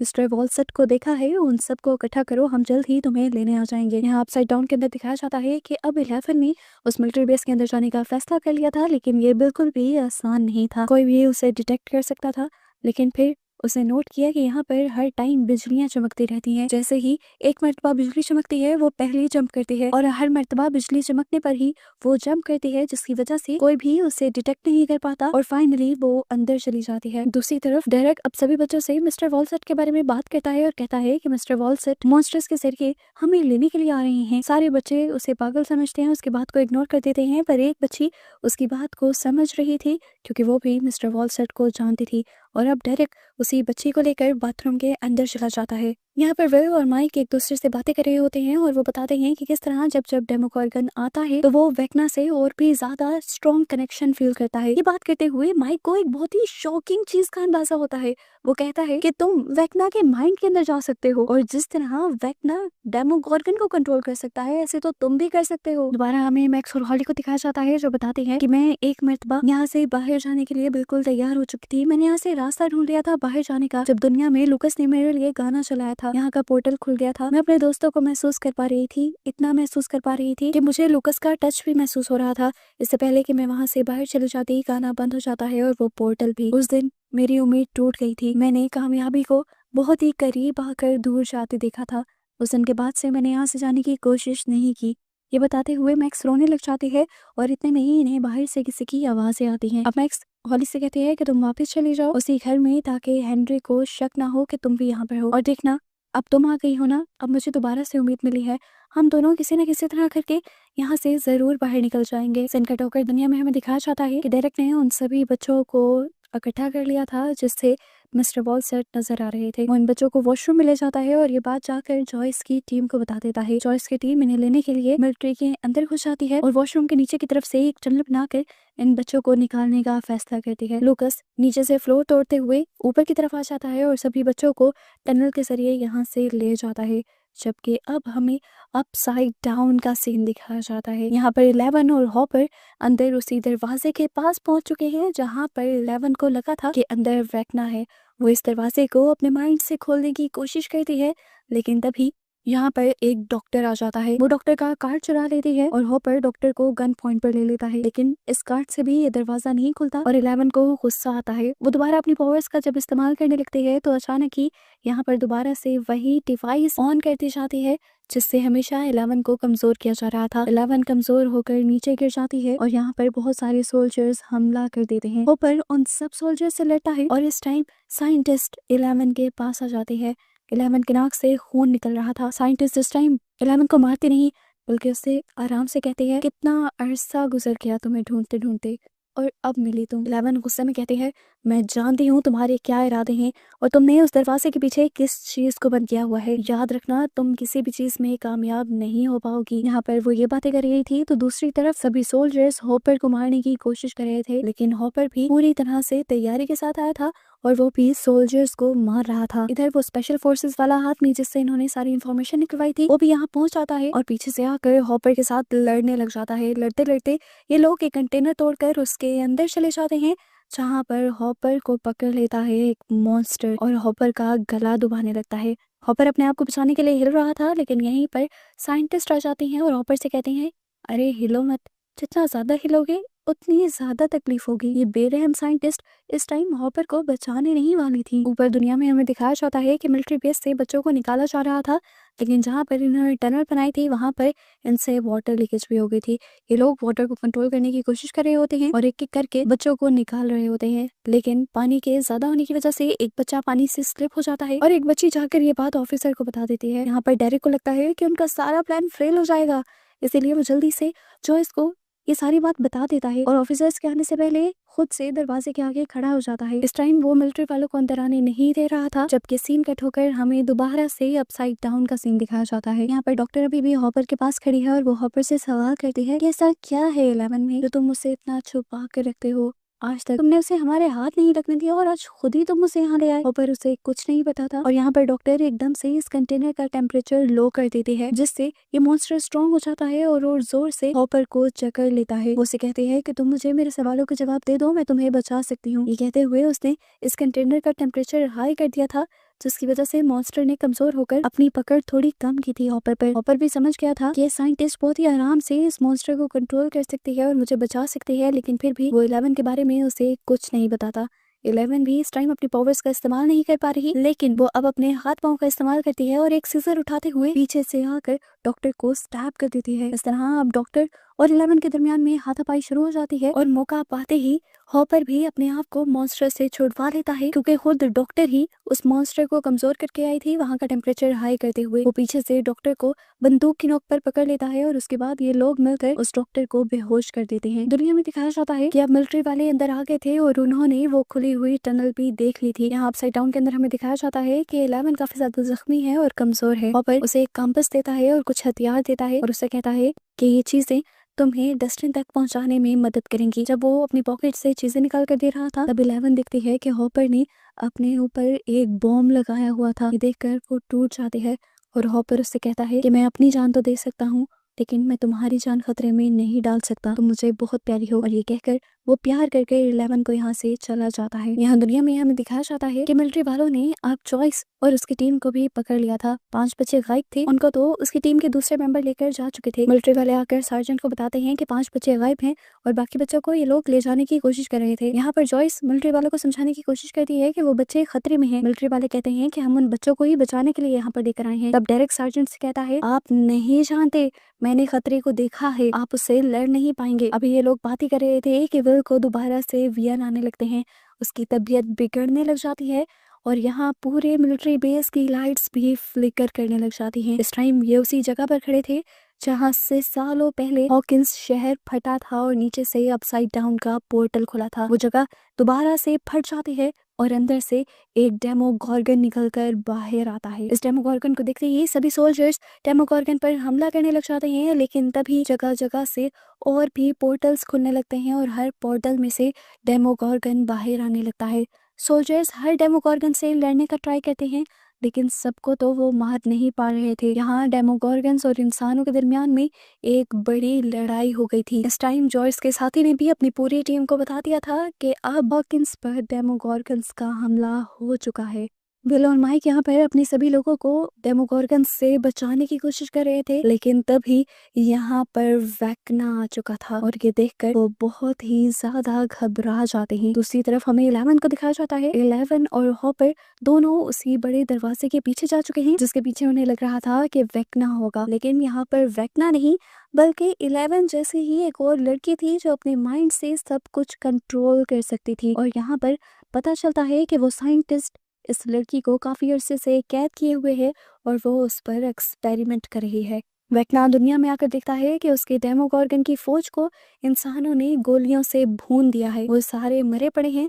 और ये देखकर वेक्ना को गुस्सा आता है और वो अपनी पावर के एक ही झटके में अपने सभी डेमोगोर्गन्स को दोबारा से जिंदा कर देता है। मरे जो सारे बच्चों को बचाकर यहाँ से लेकर जाने वाला था, उसके सामने भी डेमोगोर्गन्स आ जाते हैं और उसका ट्रक पलट देते हैं। यहाँ पर हम देखते हैं कि लुकस के सामने भी एक डेमोगोर्गन आ गया था और लुकस एक कुल्हाड़ी के जरिए उससे लड़ रहा था, जबकि यहाँ पर वेक्ना अब अपनी पावर्स से विल को अपने करीब ले आता है। जॉयस गुस्सा ये देखकर जॉयस को गुस्सा आ जाता है और वो वेक्ना से कहती है मेरे बेटे को छोड़ दो। वेक्ना अपनी पावर्स से दूर से ही जॉयस को दूर फेंक देता है और विल को अपने पास लेकर आता है। उसके मुंह पर हाथ फेरते हुए से कहता है तुम जानते हो ना ये बच्चे कहाँ पर हैं। जैसे ही विल अपने दिमाग में बच्चों के बारे में सोचता है, वेक्ना को भी बच्चों की लोकेशन पता चल जाती है और वेक्ना सभी बच्चों को गायब कर देता है और विल से कहता है तुम्हें पता है मैं बच्चों का शिकार क्यों करता हूँ। बच्चे बहुत जल्दी बहक जाते हैं और उन बच्चों में से सबसे पहले तुम थे और तुम वो हो जिसने मेरी ताकत को कई 100 गुना बढ़ा दिया था। वो विल से कहता है कि तुम्हें तोड़ना बहुत आसान था, तुमने मुझे मेरी ताकत का एहसास दिलवाया और मुझे पता चला कि मैं क्या क्या कर सकता हूँ। वेक्ना विल को वहीं फेंक देता है और वापस अपनी दुनिया के अंदर चला जाता है और यहाँ अपसाइड डाउन का पोर्टल बंद होने लगता है। वेक्ना के यहाँ से जाते ही दोबारा डेमोगोर्गन्स विल के सभी दोस्तों के ऊपर हमला करने के लिए आ जाते हैं और यहाँ पर विल एक गहरी सोच के अंदर चला जाता है। उसे याद आता है कि किस तरह वो अपने सारे दोस्तों से मिला था और किस तरह उसके दोस्तों ने उसका हौसला बढ़ाया था। उसे याद आया था कि माइक ने उसे बताया था कि अगर वो वेक्ना के माइंड के अंदर जा सकता है तो वो वेक्ना के माइंड की तरह डेमोगोर्गन्स को भी कंट्रोल कर सकता है। अभी वो ये सब सोच ही रहा था कि यहाँ पर माइक और सभी दोस्त डेमोगोर्गन से बचने की कोशिश कर रहे थे, लेकिन अचानक ही सभी डेमोगोर्गन्स हवा के अंदर फ्रीज हो जाते हैं और हमें दिखाया जाता है कि ये सब विल ने अपनी पावर के जरिए किया था। और इस टाइम विल की आंखें बिल्कुल सफेद पड़ चुकी थी। इस टाइम विल इन सभी डेमोगोर्गन्स को बिल्कुल वैसे ही मारता है जिस तरह वेक्ना अपने शिकारों को मारा करता था। सबके पहले हाथ पांव तोड़ता है और फिर सबकी जान लेता है। सभी डेमोगोर्गन्स को मारने के बाद हम देखते हैं कि उसके नाक से खून निकल रहा था और उसकी इतनी ज्यादा पावर देखकर उसकी मॉम जॉयस और उसके सभी दोस्त भी बहुत ही ज्यादा हैरान थे और अब उससे इम्प्रेस्ड भी हो चुके थे। लेकिन यहाँ विल अपनी पावर्स को देखकर इतना ज्यादा खुश नहीं हुआ था क्योंकि उसके दिमाग में टेंशन चल रही थी उन बातों की जो वेक्ना उसे कहकर गया था। वेक्ना कहकर गया था कि वो उन बच्चों से कुछ बड़ा करवाएगा, कोई बड़ी तबाही। यही डर वो अपनी मॉम और अपने दोस्तों को भी बताता है कि पता नहीं वेक्ना उन बच्चों के साथ क्या करेगा। यहाँ अपसाइड डाउन के अंदर दिखाया जाता है कि वेक्ना उन बच्चों को बिल्कुल विल की तरह अपनी वेन्स के अंदर कैद कर कर उनके मुंह में अपने टेंटिकल्स डालकर डार्क एसेंस उनकी बॉडी में डालने लग जाता है, जिसके बाद डेरिक के साथ साथ सभी बच्चे वेक्ना की सोच के अंदर जागते हैं। इस टाइम इनके सामने हेनरी होता है जो इन बच्चों को अपने घर में ले जाता है। यहाँ पर सभी बच्चे हॉली से मिलते हैं और हेनरी सब बच्चों को बताता है कि तुम्हें यहाँ से मॉन्स्टर्स ले जाने वाले थे, लेकिन सही वक्त पर आकर तुम्हें मैंने बचा लिया। वो उन्हें जंगल में जाने से मना करता है और उन्हें बताता है कि वहाँ पर मॉन्स्टर्स होते हैं। वो बच्चों को ये भी बताता है कि ये मॉन्स्टर्स का साया सिर्फ उनके शहर हॉकिन पे नहीं बल्कि पूरी दुनिया पर है और मैंने उन मॉन्स्टर्स से तुम्हें बचाने के लिए एक रास्ता निकाला है। मैं असल में दूर दूर तक ट्रेवल कर सकता हूँ और मैंने एक ऐसी दुनिया ढूंढ निकाली है जिसमें बिल्कुल भी मॉन्स्टर्स नहीं है, बस वो है थोड़ी डार्क और उसका अंधेरा मैं तुम बच्चों की मदद से खत्म कर दूंगा और उस दुनिया को यहाँ ले आऊंगा। और ये काम सिर्फ तभी हो पाएगा जब तुम लोग अपने अंदर की ताकत को समझ पाओगे। उसी ताकत से हम इस दुनिया की रोशनी उस दुनिया में ले जाएंगे। इस तरह तुम लोग इस दुनिया को बचाकर हीरो बन जाओगे। यहाँ पर दिखाया जाता है कि साइंटिस्ट अपनी पूरी मिलिट्री को लेकर उसी खुफिया रूम के अंदर आती है जिसके अंदर कल 11 गई थी, और वहाँ पर 11 को काली नाम की उसी की सिस्टर मिली थी जिसके ऊपर एक्सपेरिमेंट किए जा रहे थे। काली ने उसे बताया था कि उसके ऊपर भी इसी तरह एक्सपेरिमेंट किए जाएंगे, इसलिए वो यहाँ से भाग जाए। इस टाइम जब साइंटिस्ट यहाँ आते हैं तो 11 और हॉपर उन्हें यहाँ पर नहीं मिलते और साइंटिस्ट चारों तरफ उन्हें ढूंढने का ऑर्डर दे देती है।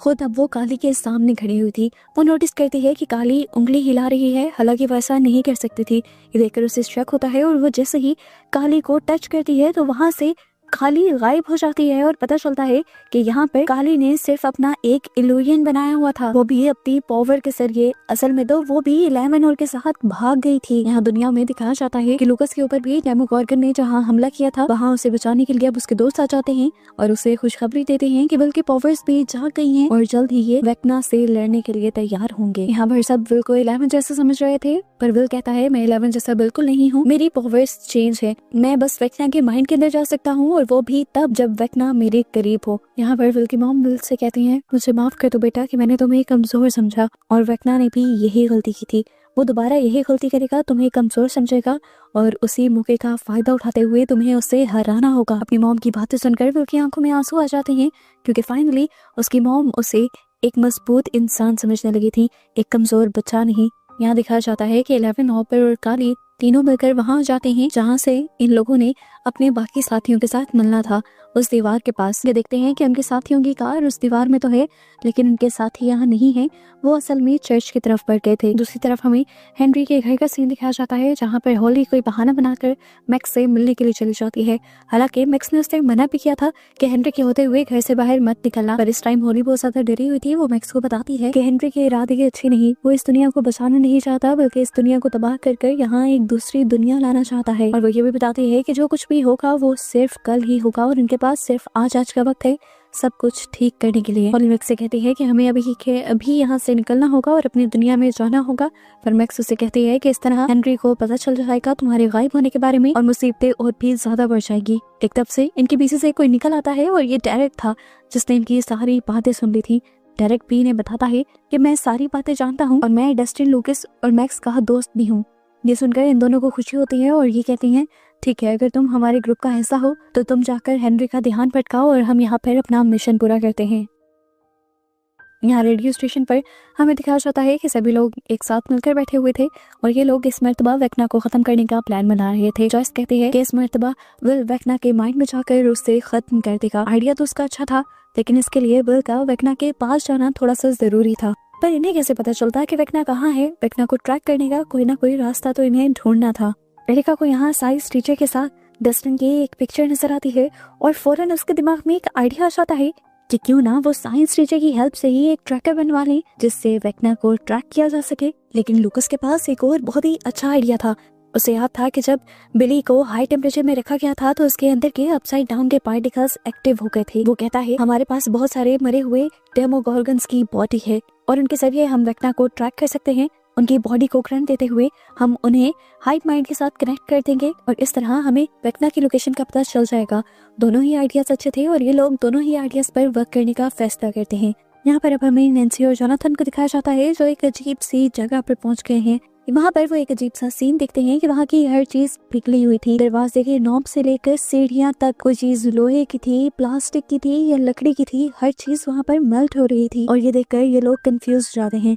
यहाँ पर हम देखते हैं कि 11 और काली एक साथ बैठे हुए थे और तब 11 काली से कहती है कि तुम हेनरी को ढूंढने में हमारी मदद करो, हम उसे मार देंगे जिसके बाद ये तबाही खत्म हो जाएगी और हम दोनों जीना शुरू कर देंगे। काली कहती है 11 तुम अपनी फैंटेसी से बाहर निकलो, हेनरी के मरने के बाद भी ऐसा कुछ नहीं होगा क्योंकि हमारी जंग सिर्फ इस अपसाइड डाउन की दुनिया से नहीं है, हमारी जंग हमारे अपने लोगों से भी है। साइंटिस्ट हमारे जैसे और लोग बनाना चाहते हैं जो हमारे ही तरह सफर करेंगे। वो कहती है पहले मुझे भी ऐसा ही लगता था कि हम सारी मुश्किलें खत्म कर देंगे उसके बाद आराम से लाइफ जिएंगे, लेकिन फिर एक दिन मेरे सारे दोस्तों को मार दिया गया और मुझे साइंटिस्ट की तरफ से किडनैप कर लिया गया। उनको मेरा खून चाहिए था, वो लोग मेरा खून निकालते रहे यहाँ तक कि मैं कमजोर हो गई।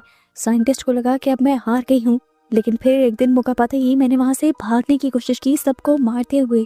जैसे ही मैं एक दरवाजे से निकल कर दूसरे दरवाजे में गई तो वहाँ मैंने एक प्रेग्नेंट लेडी को लेटे हुए देखा, उसकी बॉडी में मेरा खून डाला जा रहा था। मैं अगले रूम में गई तो वहाँ पर भी ऐसे ही एक प्रेग्नेंट लेडी के अंदर मेरा खून डाला जा रहा था और तीसरे रूम में भी वो मेरे खून से नए बच्चे बना रहे थे। मैं वहाँ पर शॉक रह गई और उसी टाइम पर दोबारा मुझे पकड़ लिया गया। काली की इन बातों से इलेवन को याद आता है कि उनके साथ भी ऐसा ही किया गया था और उनकी बॉडी के अंदर भी हेनरी का खून डालकर उन्हें तैयार किया गया था। सीन कट होकर हमें हॉली और मैक्स को दिखाया जाता है जिन्हें जंगल में चलते हुए एक दरवाजा मिलता है। ये लोग उस दरवाजे को खोलते हैं तो वहाँ से मॉन्स्टर्स के चिल्लाने की आवाजें आ रही थी। हॉली और उसके दोस्त बैठकर मूवीज देख रहे थे। मैक्स हॉली को बताती है कि ये सारी तुम्हारी मेमोरीज हैं जो कि हेनरी के दिमाग में है। हॉली कहती है ऐसा कैसे हो सकता है, इस टाइम तो मैं हेनरी से मिली भी नहीं थी। तो मैक्स बताती है कि हेनरी तुम्हें काफी पहले से फॉलो कर रहा होगा। ये लोग इस मेमोरी के अंदर जाते हैं और वहाँ जाकर हॉली बताती है कि मैं पहली मर्तबा हेनरी से लाइब्रेरी के अंदर मिली थी, इसीलिए ये लोग फौरन उसी मेमोरी से एक दूसरी मेमोरी के अंदर चले जाते हैं जो लाइब्रेरी वाली थी। इधर अपसाइड डाउन के अंदर जहाँ पर स्टीव और डस्टिन एक चर्च के अंदर थे, वहीं चर्च के एक रूम में उन्हें एक स्टडी रूम में मिलता है जहाँ की दीवार पर एक अजीब सा मैप लगा हुआ था। ये मैप क्या था, ये लोग किसी सोच में पड़ जाते हैं, जबकि दूसरी तरफ हमें नैन्सी और जोनाथन को दिखाया जाता है। वो लोग एक अजीब सी जगह पर हैं जहाँ हर चीज मेल्ट हुई हुई है और ये लोग अभी तक हैरान होकर उन सारी चीजों को देख रहे हैं और इन्हें एक वजह नहीं पता चल रही कि ऐसा क्यों हुआ है। यहाँ पर बहुत सारे लोग इन्हीं मेल्ट हुई भी चीजों के अंदर जमे हुए भी मिलते हैं। सीन कट होकर दोबारा हमें काली और इलेवन को दिखाया जाता है। इलेवन ने काली को बताया था कि हेनरी के खून से उन लोगों को बनाया गया था, लेकिन अब काली उसे बताती है कि मेरा खून हेनरी के खून की तरह काम नहीं कर रहा। मेरे खून से बनाए गए बच्चे हमारे जैसे नहीं हैं, इसीलिए अब वो तुम्हारी तलाश में है। वो कहती है हम जितनी भी मुश्किलें खत्म कर लें, जितने भी मुसीबतों से लड़ लें, हमारे लिए कोई हैप्पी एंडिंग नहीं है। अगर हमें ये लूप तोड़ना है और हमारे जैसे और बच्चों को पैदा होने से रोकना है जो हमारी तरह ही सफर करेंगे, तो हमें मरना होगा। यहाँ पर दिखाया जाता है कि डेरेक के हाथ में जो मैप दिया गया था मैक्स और हॉली की तरफ से, वो हेनरी देख लेता है और उससे पूछता है कि तुम्हें किसने दिया। डेरेक उसे सच नहीं बताता और गाली देते हुए कहता है कि ये तुम्हारी माँ ने दिया है। उस समय हेनरी उसका चेहरा मोड़ता है और उसे एक अजीब सा विजन दिखाता है जिसमें उसकी मॉम मरी हुई थी और उसकी आंखें निकली हुई थी। वो कहता है कि अगर तुमने मुझे सच ना बताया तो मैं तुम्हारी फैमिली का ये हाल कर दूंगा। यहाँ पर हम देखते हैं कि मैक्स और हॉली अपनी मेमोरीज से होते हुए उस मेमोरी में जा रहे थे जहाँ से इन्हें बाहर निकलना था। ये लोग स्कूल में थे। तब ये लोग देखते हैं कि स्कूल में जो झूला था उसका सेंटर येलो कलर का था, लेकिन यहाँ पर सेंटर ग्रे कलर का था, जिसका मतलब है कि यहाँ पर कुछ तो गड़बड़ी थी। ये लोग उस सेंटर को तोड़ देते हैं और पता चलता है कि यहाँ से एक दूसरी मेमोरी के अंदर जाने का रास्ता था, लेकिन ये मेमोरी बहुत ही डरावनी थी। ये वो मेमोरी थी जब डेमोगोर्गन हॉली के घर के अंदर घुस आया था। हॉली डर जाती है और मैक्स उसे हौसला देती है और ये कहती है कि तुम अंदर आ जाओ, तुम्हें कुछ नहीं होगा, ये बस तुम्हारी एक मेमोरी है। हमें इस मेमोरी के अंदर जाना पड़ेगा क्योंकि इस मेमोरी के जरिए ही हमें एक दूसरी मेमोरी के अंदर जाने का रास्ता मिलेगा। सीन कट होकर हमें दुनिया का सीन दिखाया जाता है जहाँ पर ये लोग डेमोगोर्गन की बॉडी को रेडियो टावर के पास ले आए हैं। रेडियो टावर के अंदर बहुत ज्यादा करंट है, लगभग 30,000 वॉट का, और यही करंट ये लोग डेमोगोर्गन की बॉडीज के अंदर देना चाहते हैं। यहीं पर करीब विल को भी दिखाया गया है कि जैसे ही डेमोगोर्गन जिंदा हो और हाइप माइंड से कनेक्टेड हो, तभी विल के हाइप माइंड के सिग्नल भी स्ट्रॉन्ग हो जाए और वो वेक्ना को ट्रैक कर पाए। पीछे से रोबिन करंट ऑन करती है। डेमोगोर्गन तड़प तड़प कर जिंदा होने लग जाता है। इनका प्लान काम करता है। डेमोगोर्गन हाइप माइंड से कनेक्ट होता है तो यहाँ पर विल के भी सिग्नल स्ट्रॉन्ग हो जाते हैं और वो वेक्ना के विक्टिम्स यानी बच्चों की आंखों के जरिए वहाँ का सारा सीन देख पाता है। वो डेरेक की आंखों से सब कुछ देख रहा था। उसने देखा कि वहाँ पर सभी बच्चे हैं सिवाय हॉली के। सही भी पता चलता है कि हेनरी हॉली को ढूंढ रहा है और हेनरी उस टाइम मैक्स के साथ है। अब विल मैक्स और हॉली को देखता है जो कि अपनी मेमोरीज के जरिए एक दूसरी मेमोरी में जाने का रास्ता ढूंढ रहे थे, लेकिन अचानक से उस मेमोरी का दरवाजा बंद हो जाता है और पीछे से हेनरी उनके पास आ जाता है। अब हेनरी अपने आप को वेक्ना में बदलते हुए मैक्स को पकड़ लेता है और उसका गला दबाने लगता है उसे मारने के लिए।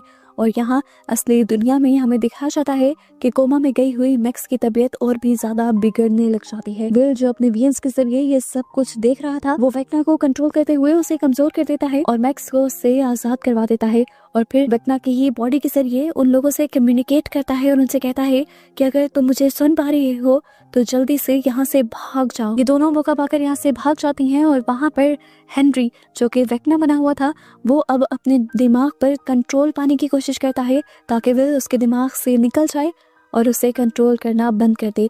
अपनी ताकत लगाते हुए हेनरी ऐसा करने में कामयाब हो जाता है, जिसके रिजल्ट में असली दुनिया में विल बेहोश हो जाता है। यहाँ हमें दिखाया जाता है कि डस्टिन जिस स्टडी रूम में पहुंचा था वहाँ पर बहुत सारे रिसर्च पेपर्स थे।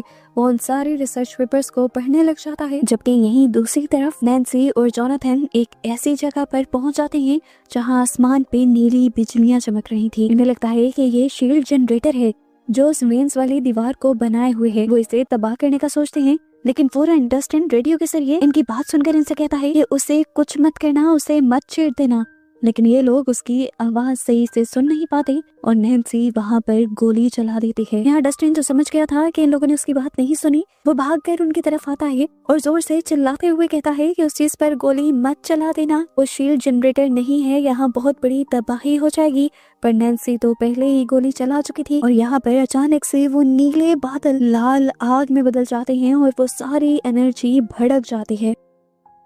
उस एनर्जी के भड़कने की वजह से एक बड़ी वेव भी उसमें से निकलती है, जिसके सामने 11, काली और हॉपर खड़े हुए थे और उस वेव की वजह से डस्टिन भी नीचे गिर जाता है। यहाँ स्टीव डस्टिन के पास आता है और उससे पूछता है क्या हुआ, जिस पर डस्टिन जवाब देकर उसे कहता है बहुत बड़ी गलती हो गई हमें समझने में। हम वो दीवार जो समझ रहे थे कि वेक्ना ने बनाई है, असल में वो वेक्ना ने नहीं बनाई। वो बताता है कि जब मैं यहाँ चर्च में गया तो मुझे चर्च की स्टडी में डॉक्टर मार्टिन की रिसर्च मिली थी और उस रिसर्च से मुझे पता चला कि वो दीवार जो हम समझ रहे हैं कि वेक्ना ने बनाई है, वो असल में साइंस की बनाई हुई दीवार है, एक्सोटिक मैटर से बनी हुई दीवार है, जो एनर्जी का ऐसा सोर्स है जो हर चीज को थाम कर रखता है और उसी ने उस दीवार को बनाया हुआ था। यहाँ हमें दिखाया जाता है कि नैन्सी के गोली चलाने की वजह से और उस वेव के भड़कने की वजह से नैन्सी और जोनाथन दोनों बेहोश हो गए थे और उनकी आसपास की चीजें भी मेल्ट होने लगी थी और उनको उसमें जकड़ने लगी थी। इधर डस्टिन स्टीव को बताता है कि उस दीवार के पीछे ना तो वेक्ना है और ना ही बच्चे हैं, उस दीवार के पीछे सिर्फ मौत है।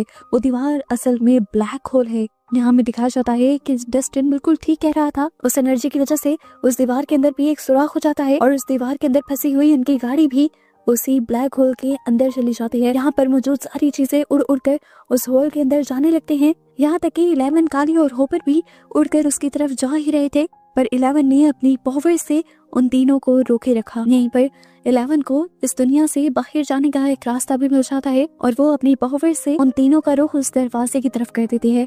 यहाँ डस्टिन बताता है कि वो जगह एक वर्म होल है, टाइम और स्पेस के दरमियान का एक ब्रिज। आसान लफ्जों में कहो, हमारी दुनिया और दूसरी दुनिया के दरमियान का एक रास्ता है और अगर ये रास्ता खत्म हो गया तो सब कुछ खत्म हो जाएगा। दूसरी तरफ हम देखते हैं कि मैक्स और होली अपनी जान बचाते हुए उस मेमोरी से बाहर निकल आते हैं और आकर उसी केव के अंदर छुप जाते हैं जहाँ पर मैक्स पहले छुपी हुई थी। उनके पीछे हेनरी भी आ जाता है और हेनरी होली को धमकाते हुए कहता है कि बाहर निकल आओ वरना मैं तुम्हारे दोस्तों को टॉर्चर करूंगा। होली मैक्स से पूछती है कि हेनरी अंदर क्यों नहीं आ पा रहा, तो मैक्स कहती है कि जरूर उसकी दर्द देने वाली मेमोरी होगी जिससे वो डरता होगा, इसीलिए वो अंदर नहीं आ रहा। मैक्स भी यहाँ उसे धमकाते हुए कहती है हिम्मत है तो अंदर आ जाओ और हेनरी उससे कहता है ज्यादा बनो मत, वो वक्त दूर नहीं जब मैं अंदर आ जाऊंगा।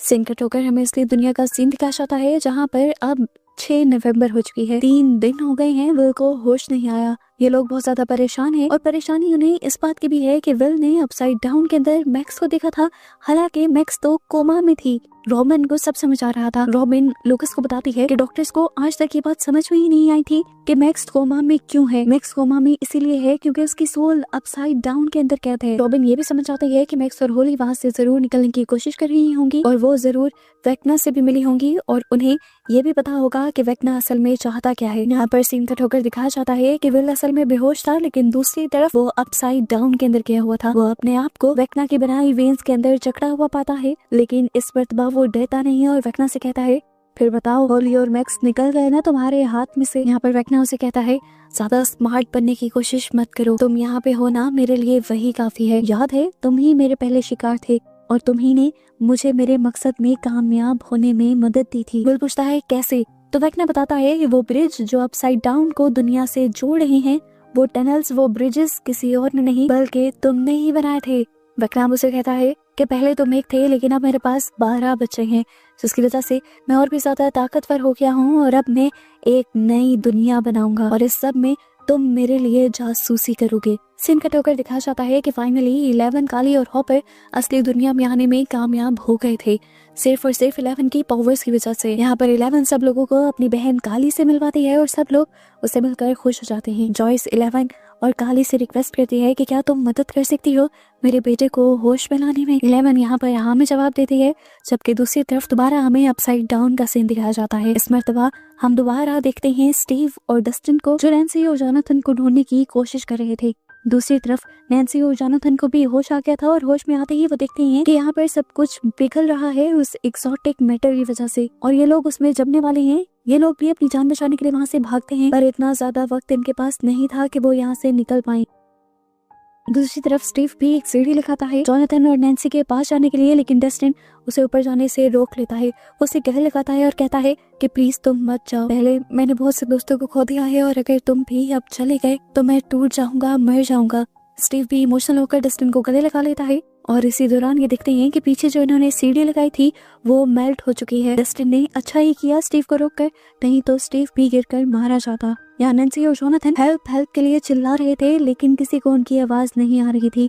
चारों तरफ एक्सोटिक मैटर भर चुका था, ये लोग अब बच नहीं सकते थे। इस टाइम ये दोनों एक टेबल के ऊपर थे। इन्हें लगा कि ये इनका आखिरी वक्त है, इसलिए ये दोनों इस आखिरी वक्त में अपनी अच्छी बातें याद करने लग जाते हैं।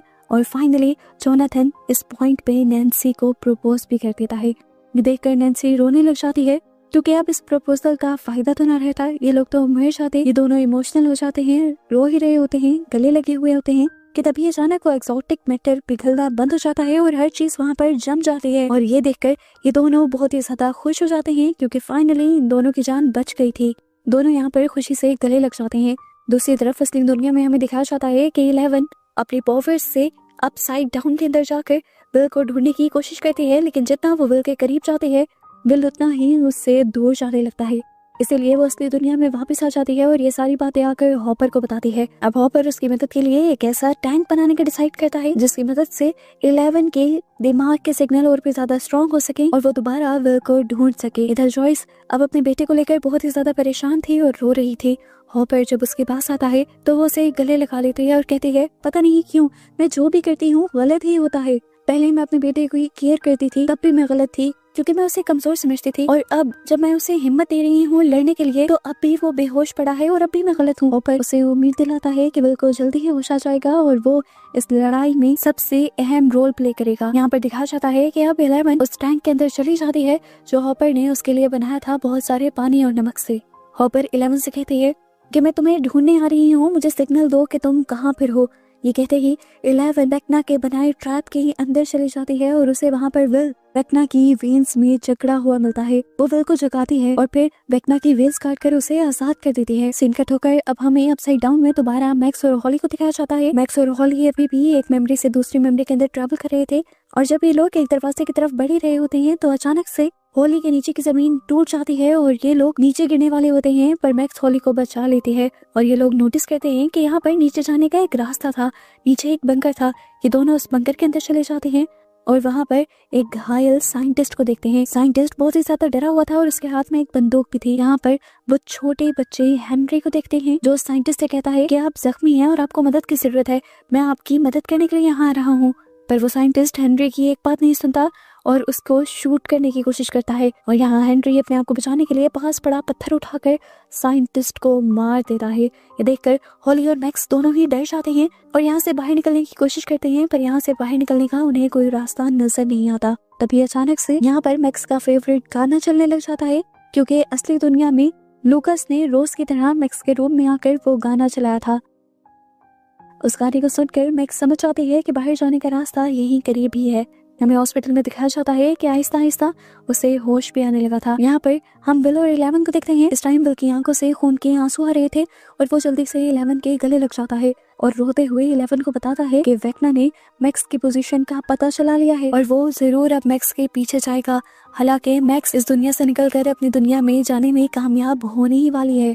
11 विल को लेकर असली दुनिया में वापस आ जाती है और हम देखते हैं कि विल को होश हो जाता है और 11 भी उस टैंक से जिंदा बाहर निकल आती है। यहाँ आते ही 11 सब लोगों को बताती है कि वेक्ना यहाँ आ रहा है, वो जरूर मैक्स को मारने के लिए हॉस्पिटल में जाएगा और हमें मैक्स को किसी भी तरह बचाना होगा। हॉस्पिटल का हमें सीन दिखाया जाता है जहाँ पर लाइट सब फ्लिकर करने लगी थी। यहाँ पर मिलिट्री वाले रॉबिन को पकड़कर यहाँ से ले जाने वाले थे, क्योंकि कुछ दिन पहले रॉबिन ने यहाँ से नींद की गोलियां चुराई थी और वो रॉबिन को समझ रहे थे कि वो ड्रग एडिक्ट है। तो दिखाया जाता है कि माइक की मॉम को भी होश आ जाता है और लाइट्स को फ्लिकर होता देखकर वो भी डर जाती हैं, क्योंकि वो जानती है कि जब जब लाइट फ्लिकर होती है तो यहाँ क्या होता है। अचानक ही उनकी सोच के मुताबिक यहाँ पर डेमोगोर्गन्स आ जाते हैं, जो आते ही सबसे पहले उन दोनों सोल्जर्स पर अटैक करते हैं।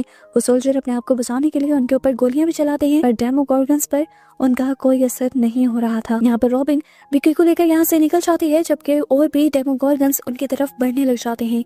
इस टाइम रॉबिन समझ गई थी कि जरूर ये डेमोगोर्गन्स मैक्स को लेने के लिए यहाँ पर आए हैं, इसीलिए वो फौरन लूकस को इन्फॉर्म करना चाहते थे। वो मैक्स के रूम में लूकस को कॉल करते हैं, पर लूकस गाना चलने की वजह से फोन की आवाज सुन नहीं पाता, इसीलिए वो फोन को हॉस्पिटल स्पीकर के साथ कनेक्ट कर लूकस को बताती है कि मैक्स को लेकर यहाँ से भाग जाओ, क्योंकि उसे लेने के लिए डेमोगोर्गन्स यहाँ पर आ गए हैं। कैरन भी ये वार्निंग सुन चुकी थी। लूकस भी बिना टाइम वेस्ट किए मैक्स को लेकर लिफ्ट के अंदर चला जाता है, और इससे पहले कि डेमोगोर्गन उन्हें देखकर उनके सामने आ जाते हैं, फाइनली लिफ्ट का दरवाजा बंद हो जाता है और मैक्स बच जाते हैं। हॉस्पिटल में दिखाया जाता है कि लूकस, मैक्स, रॉबिन, उसकी फ्रेंड और कैरन ये चारों डेमोगोर्गन से बचने के लिए एक खास जगह पर छुप जाते हैं। और यहाँ पर रॉबिन की दोस्त उससे माफी मांगती है और कहती है, मुझे माफ कर देना, मैंने तुम पर बिलीव नहीं किया। मुझे भी बाकी लोगों की तरह लगा कि तुम ड्रग एडिक्ट हो, इसीलिए तुम ऐसी मॉन्स्टर्स वगैरह की बातें कर रही हो, पर अब मुझे यकीन आ गया है और अब मैं तुम्हारा साथ दूंगी। रॉबिन भी यहाँ पर उसे माफ कर देती है। यहाँ पर हमें दिखाया जाता है कि लूकस ने अभी भी वो गाना चलाया हुआ था ताकि दूसरी तरफ मैक्स को रास्ता मिलता रहे, लेकिन इस खाने की आवाज की वजह से डेमोगोर्गन्स यहाँ पर भी आ जाते हैं। इससे पहले कि वो डेमोगोर्गन्स आकर इन लोगों पर हमला कर देते, वो डेमोगोर्गन्स एक चलती हुई लॉन्ड्री से डिस्ट्रैक्ट हो जाते हैं।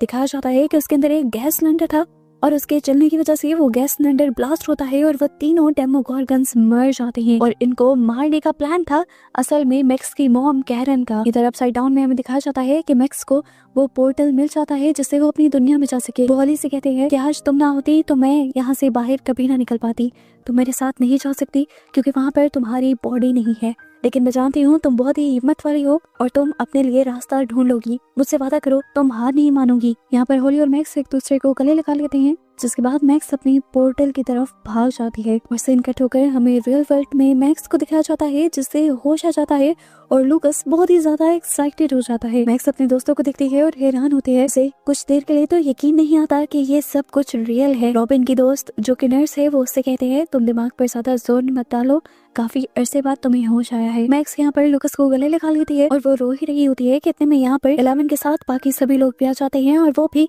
मैक्स को होश में आया देखकर बहुत ही ज्यादा खुश होते हैं। इस टाइम पर अब मैक्स सब लोग को बताती है कि वो होली की वजह से यहाँ आ पाई है और अब मेरे यहाँ आने की वजह से हेनरी बहुत ज्यादा गुस्सा होगा और वो हॉली के साथ कुछ भी बुरा कर सकता है। अपसाइड डाउन के अंदर हमें दिखाया जाता है कि वेक्ना ने हॉली की बॉडी को जहाँ पर रखा हुआ था, हॉली को वहाँ पर होश आ जाता है। वो अपने मुंह से वेक्ना का टेंटिकल उतार देती है और इस जाल से बाहर निकल जाते हैं। वो इस पूरी जगह को देखकर हैरान थी और तभी उसकी नजर वेक्ना पर पड़ती है, जिसने अपने सभी टेंटिकल उन सभी बच्चों के साथ जोड़े हुए थे। वो अब इस जगह से बाहर निकलती है और देखती है कि ये जगह बहुत ही अजीब और खौफनाक थी। पहले वो जिस दुनिया में थी वो सिर्फ उनकी इमेजिनरी दुनिया थी, असल अपसाइड दुनिया तो ये थी जो वो अब देख रही थी। ये सारी चीजें देखकर वो बहुत ज्यादा डर जाती है और इतने में हम देखते हैं कि वेक्ना भी नीचे उतर आता है। सिंकट होकर अब हमें नैन्सी और जोनाथन को दिखाया जाता है जो इस जगह से बाहर निकलने की कोशिश कर रहे थे। तभी उन्हें एक दीवार टूटने की आवाज आती है और ये लोग डर जाते हैं, लेकिन पता चलता है कि दीवार तोड़ने वाला कोई और नहीं बल्कि स्टीवी था और उसे देखकर इनकी जान में जान आती है। ये चारों एक दूसरे के गले लगते हैं और सुकून का सांस लेते हैं ये देखकर कि ये चारों ही जिंदा थे। दूसरी तरफ हमें दिखाया जाता है कि ओली अभी भी वेक्ना से बचने की कोशिश कर रही थी। एक जगह उसे जमीन के नीचे से रोशनी निकलती हुई दिखाई देती है, इसीलिए वो पत्थर उठाती है और वहाँ पर जंप कर देते हैं। ये जगह बहुत नीची थी, जंप करने की वजह से वो जोर से चिल्लाती है और नीचे वाली दुनिया में हमें पता चलता है कि नैन्सी और उसके साथी थे जो अब हॉली की आवाज को सुन भी चुके थे और पहचान भी चुके थे। सीन कट होकर हमें विल को दिखाया जाता है जो बहुत ही ज्यादा परेशान है क्योंकि वेक्ना ने उसे बताया है कि वो उसे जासूस बनाकर इस दुनिया को तबाह करेगा। इस टाइम पर उसकी मॉम आकर उसे मैक्स के होश में आने की खुशखबरी देती हैं, पर यह खबर भी उसे खुश नहीं करती। विल अपनी मॉम को बताता है कि मैं बहुत ज्यादा परेशान हूँ क्योंकि आज वही दिन है जब वेक्ना अपने प्लान को अंजाम देगा। वो बहुत ही ज्यादा रो रहा था और उसकी मॉम उसे हौसला देने की कोशिश करती है और विल कहता है प्लीज मॉम झूठ मत बोलें, आपको कुछ नहीं पता, वेक्ना सब जानता है। वेक्ना जानता है कि मैं कितना कमजोर हूँ, उसी ने मुझे इस्तेमाल किया था। आपको पता है अपसाइड डाउन की तरफ से इस दुनिया में जितने भी मॉन्स्टर्स आते हैं वो उन्हीं टनल्स के जरिए आते हैं जो मैंने बनाई थी, जो मेरी मदद से वेक्ना ने बनाई थी। उसने एक मुझसे एक बच्चे से इतना काम करवा लिया कि अपसाइड डाउन और इस दुनिया को छोड़ दिया, तो आप सोचे वो 12 बच्चों से क्या कुछ करवा सकता है। यहाँ पर जॉयस यानी उसकी मॉम उसे हौसला देते हुए कहती है कि वो मॉन्स्टर जीत नहीं पाएगा, क्योंकि अब उसके पास 12 बच्चे नहीं रहे, उसके पास हॉली नहीं है। यहाँ इस दुनिया में मैक्स सब लोगों को बताती है कि उसने हॉली को कहा था कि वो अपसाइड डाउन में अपने घर जाकर छुप जाए, और अगर अब इन्हें हॉली को ढूंढना है तो अपसाइड डाउन में उसके घर में उसे ढूंढना होगा। ये लोग अभी यहाँ पर बात ही कर रहे थे कि अचानक यहाँ पर मिलिट्री वाले आ जाते हैं जो मैक्स को लेकर जाना चाहते थे। ये बात जैसे ही लोगों को पता चलती है तो ये लोग मैक्स को लेकर यहाँ से निकल जाते हैं। यहाँ पर हमें दिखाया जाता है कि वो साइंस टीचर भी अब ट्रैकर बनाने में कामयाब हो गए थे, और उसी ट्रैकर की वजह से ये लोग नीचे अपसाइड डाउन में डस्टिन से कांटेक्ट करने में कामयाब हो पाते हैं। वो डस्टिन को बताते हैं कि हॉली अपसाइड डाउन के अंदर अपने घर में छुपी हुई है, उसे वहां जाकर ढूंढो। पर डस्टिन बताता है हम वहां चले गए हैं, हॉली अभी तक उन्हें नहीं मिली। अब 11 दोबारा हॉली को ढूंढने के लिए अपसाइड डाउन में जाने का डिसाइड करती है, और अपसाइड डाउन में जाने के लिए ये लोग मिलिट्री बेस वाला रास्ता लेने का फैसला करते हैं। ये लोग चुपके से मिलिट्री बेस के अंदर तो चले जाते हैं, पर जहाँ से पुराना अपसाइड डाउन का दरवाजा खुला था वहाँ पर अब मेटल शील्ड्स लगी हुई थी और सामने कैमरास भी लगे हुए थे। साइंस टीचर कहता है कि मैं उन कैमरास को डिसेबल कर सकता हूँ, लेकिन उसके कहने से पहले ही 11 अपनी पावर से उस कैमरास को तोड़कर गिरा देती है, और साइंस टीचर शॉक खड़े रह जाते हैं। जिसके बाद वो उन मेटल प्लेट्स को भी अपनी पावर से खोल लेती है। जिसके बाद हमें दिखाया जाता है कि वो सारे अपसाइड डाउन के अंदर पहुंच जाते हैं और फाइनली अपने बाकी साथियों से भी मिल लेते हैं। यहाँ पर बाकी साथी उन्हें बताते हैं कि उन्होंने हॉली को नीचे आते हुए देखा तो था, लेकिन वो पूरी तरह नीचे आए ही नहीं थे। हवा में से ही किसी ने उसे पकड़कर ऊपर की तरफ खींच लिया था। दिखाया तो नहीं गया, लेकिन हम जानते हैं कि वो वेक्ना ही था। यहाँ वेक्ना हॉली से कहता है परेशान मत हो, ये सारी चीजें जल्द ही खत्म हो जाएंगी। सीन के टोकर में दिखाया जाता है कि वो साइंटिस्ट अब अपनी सार्जेंट से मिलने के लिए आते हैं। यहाँ पर बहुत सारे सोल्जर्स जख्मी थे, और ये सब तभी जख्मी हुए थे जब वेक्ना अपने बहुत सारे डेमोगॉर्गन्स के साथ दुनिया में आया था। सार्जेंट उन्हें बताते हैं कि हम पर हमला करने वाले कोई मॉन्स्टर्स थे, बहुत ही ताकतवर मॉन्स्टर्स, जिनके लिए हमें हराना कोई बड़ी बात नहीं थी। हम बच भी गए हैं, ये भी बहुत बड़ी बात है।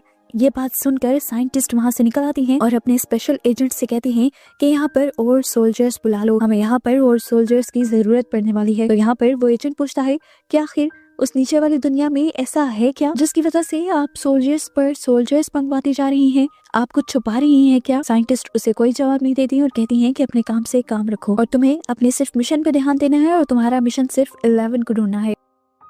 ये बात सुनकर अब एजेंट को भी गुस्सा हो जाता है और वो साइंटिस्ट से कहता है आपको सिर्फ एक लड़की ही पड़ी है और यहाँ पूरा शहर खतरे में है, पता नहीं कैसे कैसे मॉन्स्टर्स शहर पर हमला कर रहे हैं। तो ये देखकर वो साइंटिस्ट उस आदमी को ही पकड़ लेती है और मारने लगती है और बताती है कि वो ड्रैगन्स, वो मॉन्स्टर उसी लड़की की वजह से यहाँ पर आ रहे हैं और मुझे वो लड़की हर हाल में चाहिए। अभी साइंटिस्ट उस एजेंट को छोड़ती ही है कि उसे खबर मिल जाती है कि मिलिट्री बेस के सामने जो पहले दरार बनी थी अपसाइड डाउन की, उससे छेड़छाड़ की गई है और उसे खोल दिया गया है।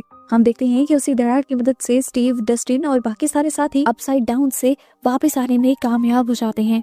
यहाँ पर विल भी अब फाइनली आकर मैक्स को मिलता है और उसे गले लगाता है। मैक्स भी उसे गले लगाती है और उसे कहती है मुझे तुम्हारी पावर्स पे यकीन हो गया है, तुम्हारी पावर्स बहुत अच्छी हैं। मुझे तो यही नहीं समझ आया कि तुमने किस तरह से वेक्ना को कंट्रोल किया और हमें मैसेज दिया। तुम ना होते तो मैं आज इस दुनिया में ना होती। ये लोग अब अपनी नई प्लानिंग के लिए रेडियो स्टेशन के अंदर आ जाते हैं और मैक्स अभी भी हॉली के लिए परेशान है और ये लोग हॉली को ही बचाने का प्लान बना रहे हैं। यहाँ पर अब डस्टिन सबसे पहले आकर इन्हें अपसाइड डाउन की सच्चाई बताता है और कहता है कि वो कोई दूसरी दुनिया नहीं है, वो सिर्फ एक ऐसा ब्रिज है जो स्पेस और टाइम को चीर कर बना है। वैसे तो ये बहुत ही ज्यादा अनस्टेबल है, कभी भी टूट सकता है, लेकिन एक्सोटिक मैटर की वजह से ये वहीं पर टिका हुआ है।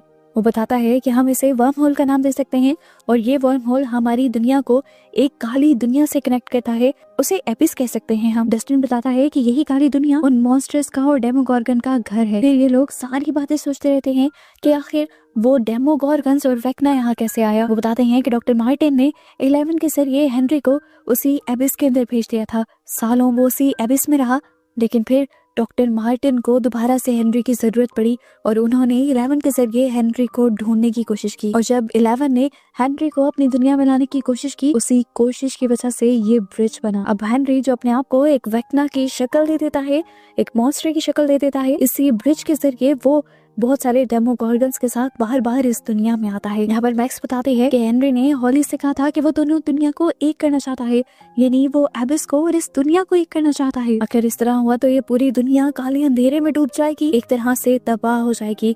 हेनरी का प्लान था कि जो भी होगा आज ही होगा और ये लोग उसके प्लान को खराब करने के लिए और अपनी दुनिया को बचाने के लिए तैयारी शुरू कर देते हैं। इधर अपसाइड डाउन में वेक्ना यानी हेनरी के माइंड के अंदर हम हॉली को देखते हैं, जिसे अब हेनरी पकड़ चुका है और वो लाकर उसे उसके बेड पर सुला देता है। इधर सभी बच्चे हैरान थे कि किस तरह हॉली मैक्स पर यकीन कर सकती थी, क्योंकि सभी बच्चों को लग रहा था कि मैक्स तो एक मॉन्स्टर है और हेनरी अच्छा इंसान है, और ये हेनरी की ब्रेन वॉशिंग की वजह से हुआ था। खैर, अब हमें असली दुनिया का सीन दिखाया जाता है। मिलिट्री के लोग अभी भी 11 को ढूंढ रहे हैं, क्योंकि उन्हें लगता है कि 11 ने ही अपसाइड डाउन में जाने का वो रास्ता खोला है। जबकि यहाँ पर रेडियो स्टेशन के अंदर ये लोग वेक्ना से लड़ने की तैयारी कर रहे हैं। और उन्हें आइडिया देता है कि हम लोग हेलीकॉप्टर के जरिए अंदर जा सकते हैं और वहाँ से बच्चों को बचाकर ला सकते हैं, लेकिन ये आइडिया बहुत ही बकवास था। अब स्टीव इन सबको आइडिया देता है और कहता है कि हेनरी इन दोनों दुनिया को मिलाना चाहता है, तो हम कुछ वक्त के लिए इस तरह होने देते हैं। जैसे ही वो काली दुनिया यानी एबिस हमारी दुनिया के करीब आएगी और रेडियो टावर तक पहुंचेगी, तब 11 अपनी पावर्स की मदद से वेक्ना से लड़ने लग जाएगी, और इस तरह वेक्ना की पावर्स जो ऊपर वाली दुनिया को नीचे लेकर आ रही होंगी काम करना छोड़ देंगी और वो दुनिया वहीं पर रुक जाएगी। हम बच्चों को वहाँ से निकाल लेंगे, 11 वेक्ना को मार देगी और एबिस भी खत्म हो जाएगा। 11 कहते हैं मुझे ऐसा पॉसिबल नहीं लग रहा, मुझे वेक्ना से लड़ने के लिए वेक्ना के दिमाग में जाना होगा और ये सब आसान नहीं है। तो फिर स्टीव 11 से कहता है कि तुम अच्छी तरह खाना खाओ, अपने आप को चार्ज करो और तैयार करो इस लड़ाई के लिए। पर नैन्सी कहती है इतनी मेहनत करने की जरूरत नहीं, देखो हॉकिंस लैब के अंदर हमने पहले भी तुम्हारे लिए वो टैंक बनाया था जिसमें जाकर तुम आराम से वेक्ना के दिमाग में चली गई थी विल को ढूंढने के लिए। हम अभी भी उसी टैंक का इस्तेमाल करेंगे। और मैक्स यहाँ पर कहती है कि 11 मैं तुम्हारी मदद करूंगी, क्योंकि मैं वेक्ना के दिमाग के एक एक हिस्से को जानती हूँ। 3 साल तक मैं वहाँ रही हूँ। यहाँ पर काली भी 11 का साथ देने के लिए तैयार हो जाती है और कहती है कि मैं तुम्हारे साथ जाऊंगी और अपने भाई को खुद मारूंगी। असल में हेनरी 11 और काली का भाई है जो वेक्ना बना हुआ है। इधर डस्टिन के पास एक और भी प्लान था। वो कहता है कि जब हम बच्चों को लेकर उस दुनिया से बाहर निकलेंगे तो हम वहाँ के एक्सोटिक मैटर के पास एक बॉम्ब लगा देंगे और उस पर टाइमर सेट कर देंगे। जैसे ही हम बच्चों को लेकर नीचे निकलेंगे वहाँ पर एक्सोटिक मैटर फट जाएगा और वो दुनिया तबाह हो जाएगी। हमें ज्यादा कुछ करना भी नहीं पड़ेगा और वो सारे डेमोगोर्गन्स और वहाँ की सभी क्रिएचर्स खुद ब खुद मर जाएंगी। इधर अब हमें हेनरी के दिमाग में दिखाया जाता है कि हॉली को होश आ चुका है। सारे बच्चे उसे समझाते हैं कि तुमने मिस्टर वॉलसेट को धोखा क्यों दिया, वो तो इतने अच्छे हैं। यहाँ पर हॉली उसकी सच्चाई सबको बताने लगती है कि वो असल में एक मॉन्स्टर है और उसका असल नाम हेनरी है। पर कोई उसकी बात पर जब ध्यान नहीं देता तो वो डायरेक्ट से कहती है कि तुम्हें तो सब पता है ना, तुम इन बच्चों को बताओ ना। पर डायरेक्ट भी यहाँ किसी को कुछ नहीं कहता, क्योंकि हेनरी ने उसे धमकी दी थी कि अगर उसने बच्चों को कुछ भी बताया तो वो उसके मॉम डैड को मार देगा।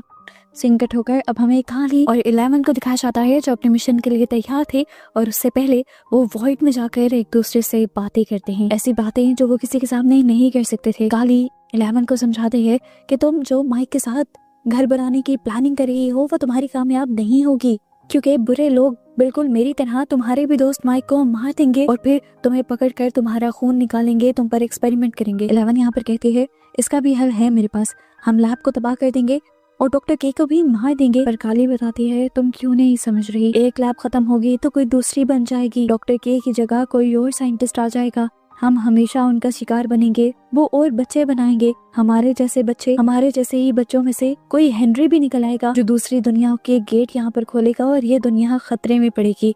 तुम मेरी बात को समझो, हम दोनों का जिंदा रहना खतरे से खाली नहीं है, हमें मरना ही होगा। अगर हम ना मरे तो ये साइकिल चलता रहेगा।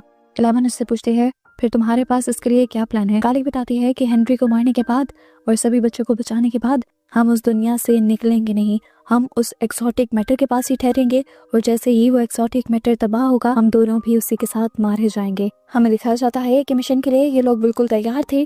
ट्रक भी इन लोगों ने तैयार कर लिया था जिससे इन्होंने मिलिट्री बेस के अंदर जाना था, लेकिन उससे पहले विल बहुत ही ज्यादा परेशान था। जॉयस उससे बात करती है और उसे पूछती है कि आखिर तुम क्यों परेशान हो, तो वो बताता है कि वेक्ना ने उसे उसका फ्यूचर दिखाया है, वो बिल्कुल अकेला रह जाएगा। वो बहुत ही ज्यादा परेशान था। इतने में ही माइक उसे आकर कहता है चलो ट्रक तैयार है, पर वो माइक से कहता है कि मुझे पहले आप सब लोगों से कुछ बात करनी है। सब लोग यहाँ पर आ जाते हैं और वो सब लोगों को रोते हुए बताता है कि वेक्ना उसके दिमाग के अंदर घुस जाता है, वेक्ना को उसके दिमाग की एक एक चीज पता है और वेक्ना ने उसे उसका फ्यूचर दिखाया था। वो हिम्मत करता है और एक बहुत बड़ा सच ये बताता है कि वो एक नॉर्मल लड़का नहीं है, उसे लड़कियों में इंटरेस्ट नहीं है और उसके इस तरह अलग होने की वजह से वेक्ना ने उसे दिखाया था कि उसके सभी लोग जो उसके दोस्त हैं, उसकी फैमिली है, वो उससे दूर चली जाएगी और इस तरह वो पूरी जिंदगी अकेला और कमजोर रह जाएगा। ये बात करते हुए वो रोने लगा था, उसकी हिम्मत टूटने लगी थी। लेकिन यहाँ पर सभी लोग उसे हिम्मत देते हैं और कहते हैं ऐसा कुछ नहीं होगा, हम हमेशा तुम्हारे साथ रहेंगे।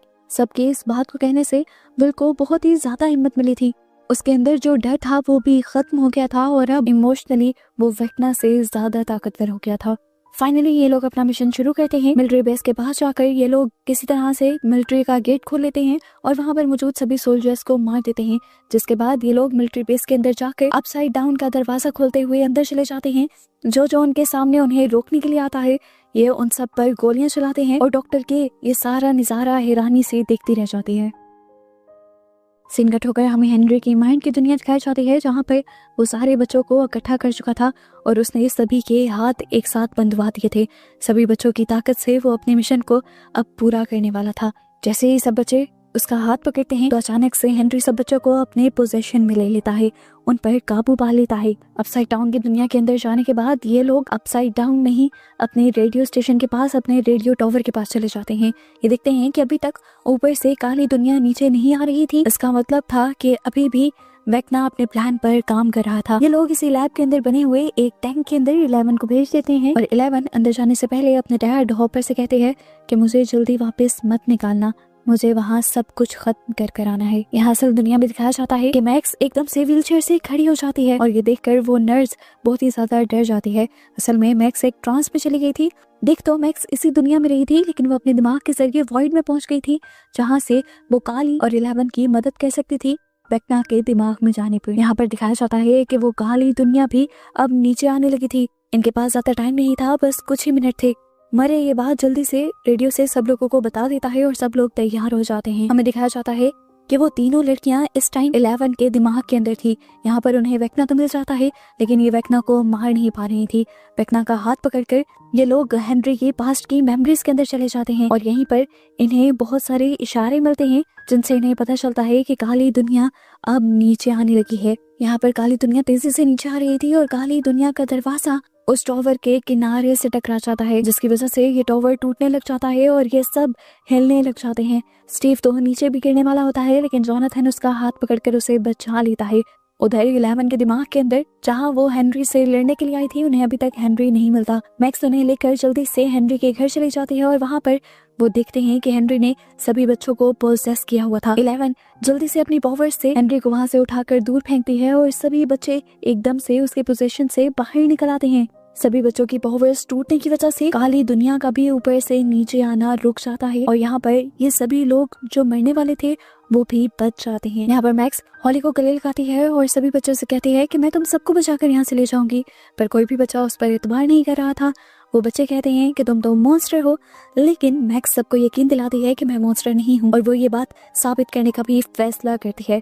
हमें दिखाया जाता है कि बाकी सब लोग भी एबिस के अंदर यानी उस काली दुनिया के अंदर आ गए थे और यहाँ पर हेनरी भी अपनी पावर्स को वापस हासिल करते हुए जैसे ही अपने टेबल पर आता है तो देखता है कि वहाँ पर उसके बच्चे नहीं थे और ये देखकर वो बहुत ज्यादा गुस्से में आ जाता है और इस चीज का बदला 11 से लेने लगता है। 11 के नाक से खून निकलने लगता है और हेनरी उसे मेंटली टॉर्चर करते हुए उससे पूछता है बताओ बच्चे कहाँ हैं।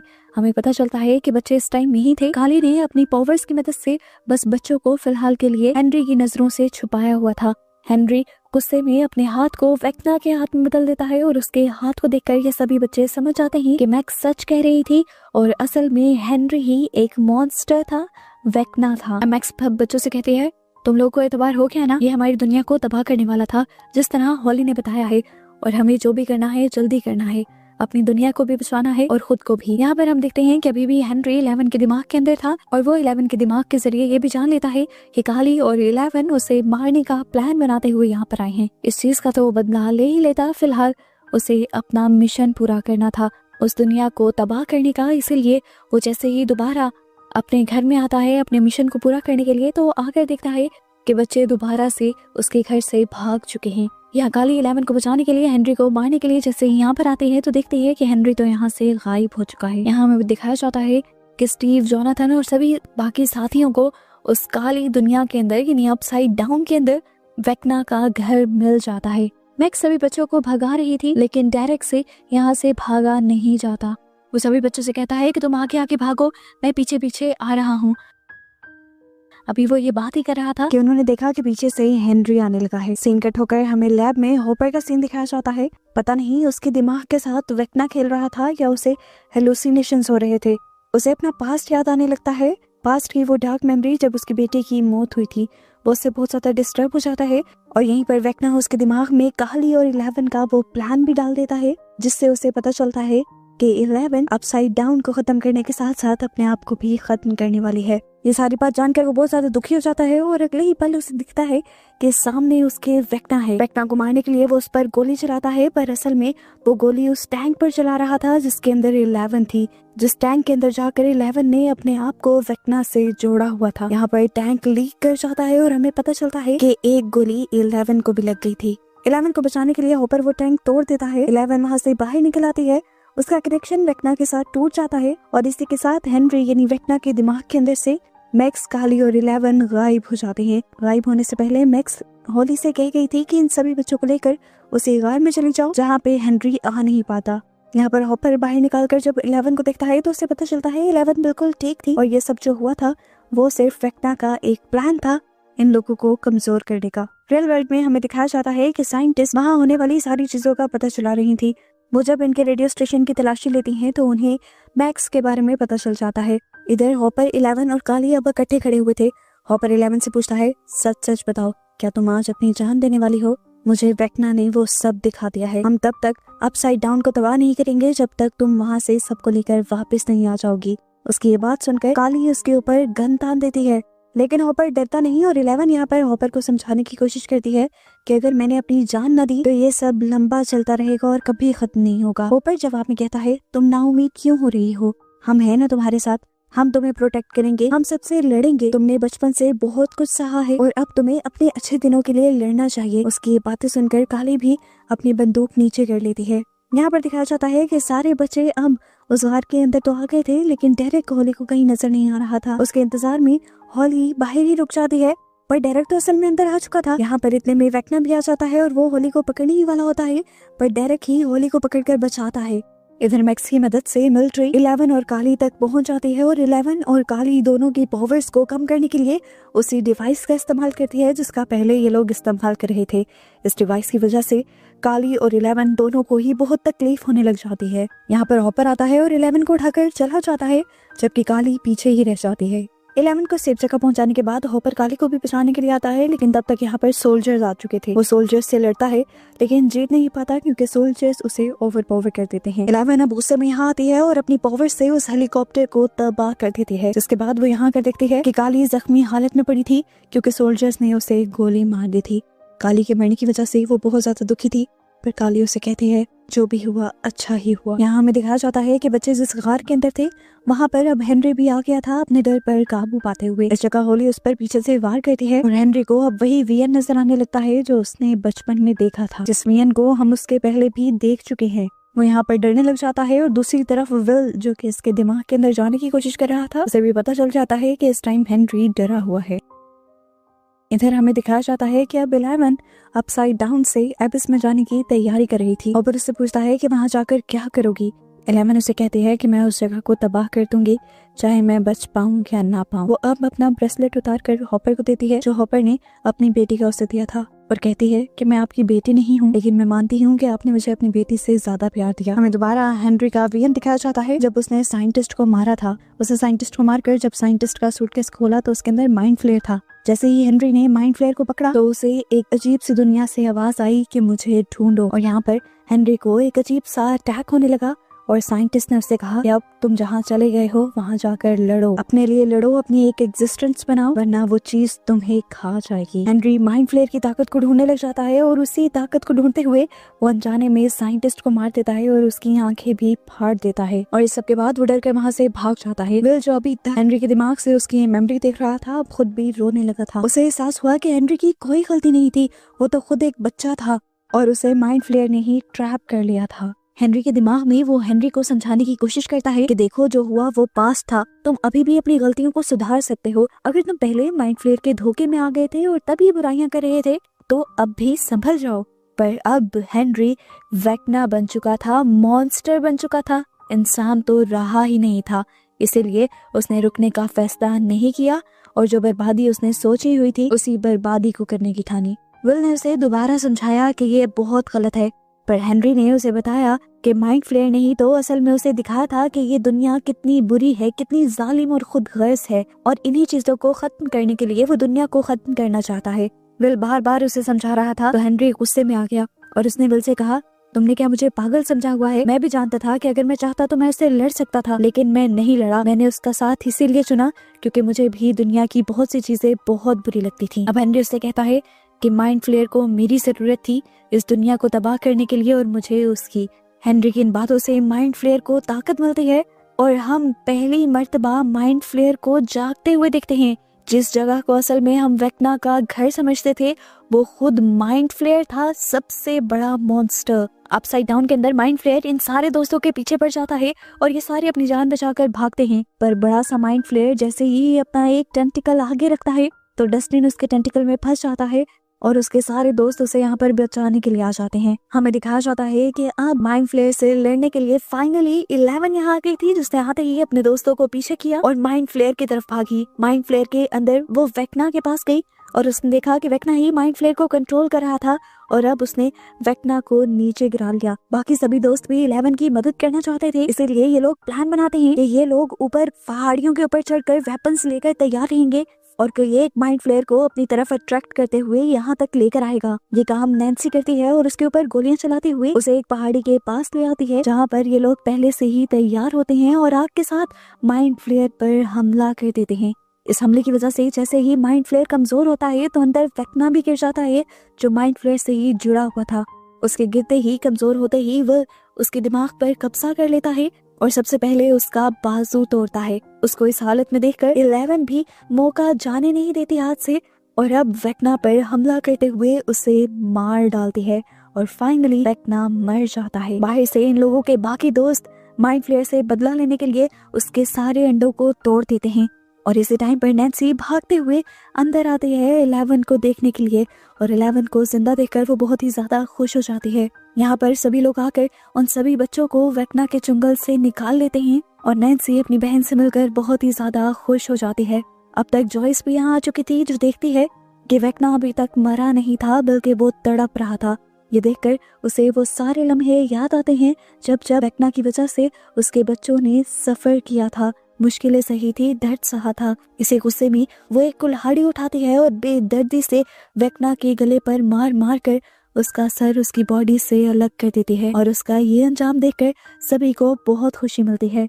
डस्टिन यहाँ पर मरे को खुशखबरी देता है कि फाइनली वेक्ना भी मर गया है और वेक्ना के साथ साथ उससे भी बड़ा मॉन्स्टर माइंड फ्लेयर भी मर गया है। ये सुनकर मरे को बहुत ज्यादा खुशी होती है और वो अपना ट्रक तैयार कर देता है ताकि ये लोग अपसाइड डाउन की दुनिया से बाहर चले जाएं। और पीछे से हम देखते हैं कि हॉपर उस सोर्स ऑफ एनर्जी के पास बॉम्ब लगा देता है ताकि एबिस भी तबाह हो जाए। जैसे ही ये लोग अपनी दुनिया में खुशी खुशी जश्न मनाते हुए वापस आते हैं तो बाहर मिलिट्री वाले इन्हें पकड़ने के लिए खड़े होते हैं। हॉपर दिखता है कि इनके पास अभी भी वो डिवाइस थी जो 11 को कंट्रोल करने के काम आती थी। वो समझ गया कि ये लोग 11 को पकड़ने आए हैं ना कि उनको। मिलिट्री वाले यहाँ पर सबकी तलाशी लेते हैं लेकिन उन्हें 11 नहीं मिलती।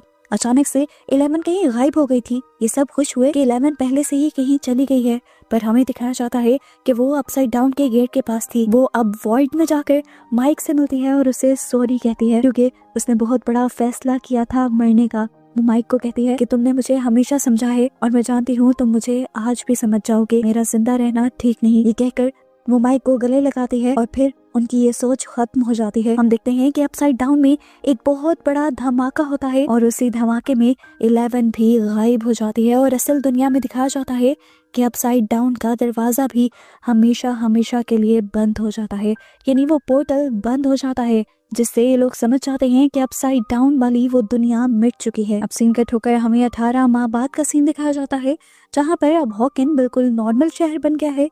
यहाँ की बिल्डिंग्स पहले की तरह अच्छी हो गई हैं और रॉबिन अभी भी अपना रेडियो शो चलाती है और वो इस चीज को लेकर खुश है कि अब ये शहर भी एक नॉर्मल शहर है और यहाँ के रहने वाले भी बिल्कुल नॉर्मल जिंदगी गुजार रही हैं। हमें दिखाया जाता है कि अब सभी छोटे बच्चों ने ग्रेजुएशन कर ली थी और सबके लिए ये एक इमोशनल मूवमेंट बन गया था, जबकि यहाँ पर माइक की मॉम बहुत ज्यादा परेशान थी क्योंकि माइक पिछली रात से घर नहीं आया था।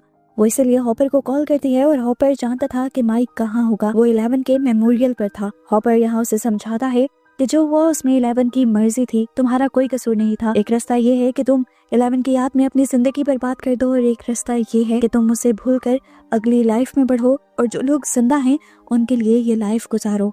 सभी लोग अपनी लाइफ में आगे बढ़ चुके हैं, लेकिन माइक नहीं। माइक अब एक किताब लिख रहा है, वो भी 11 पर। उसे लगता है कि 11 मरी नहीं है और अपनी थ्योरी के मुताबिक वो बताता है कि काली ने मरने से पहले ही 11 के मरने का इल्यूजन बना दिया था। वो सब कुछ जो इन लोगों ने देखा था, 11 को मरते हुए देखा था, वो सच में नहीं हुआ होगा। वो सिर्फ काली का बनाया हुआ इल्यूजन था ताकि मिलिट्री को लगे कि 11 मर गई है। पर उसके दिल को आज भी लगता है कि 11 जिंदा है और किसी ऐसी ही जगह पर रह रही है जहाँ रहना उसका ख्वाब था। एक खूबसूरत जगह जहाँ पर बहुत सारे वाटरफॉल्स होंगे और वो वहाँ अकेले सुकून की जिंदगी गुजार रही होगी। उसकी इस थ्योरी पर बाकी सब लोग भी अब बिलीव कर लेते हैं और ऐसे ही इस थ्योरी के साथ स्ट्रेंजर थिंग्स सीजन 5 एंड हो जाता है।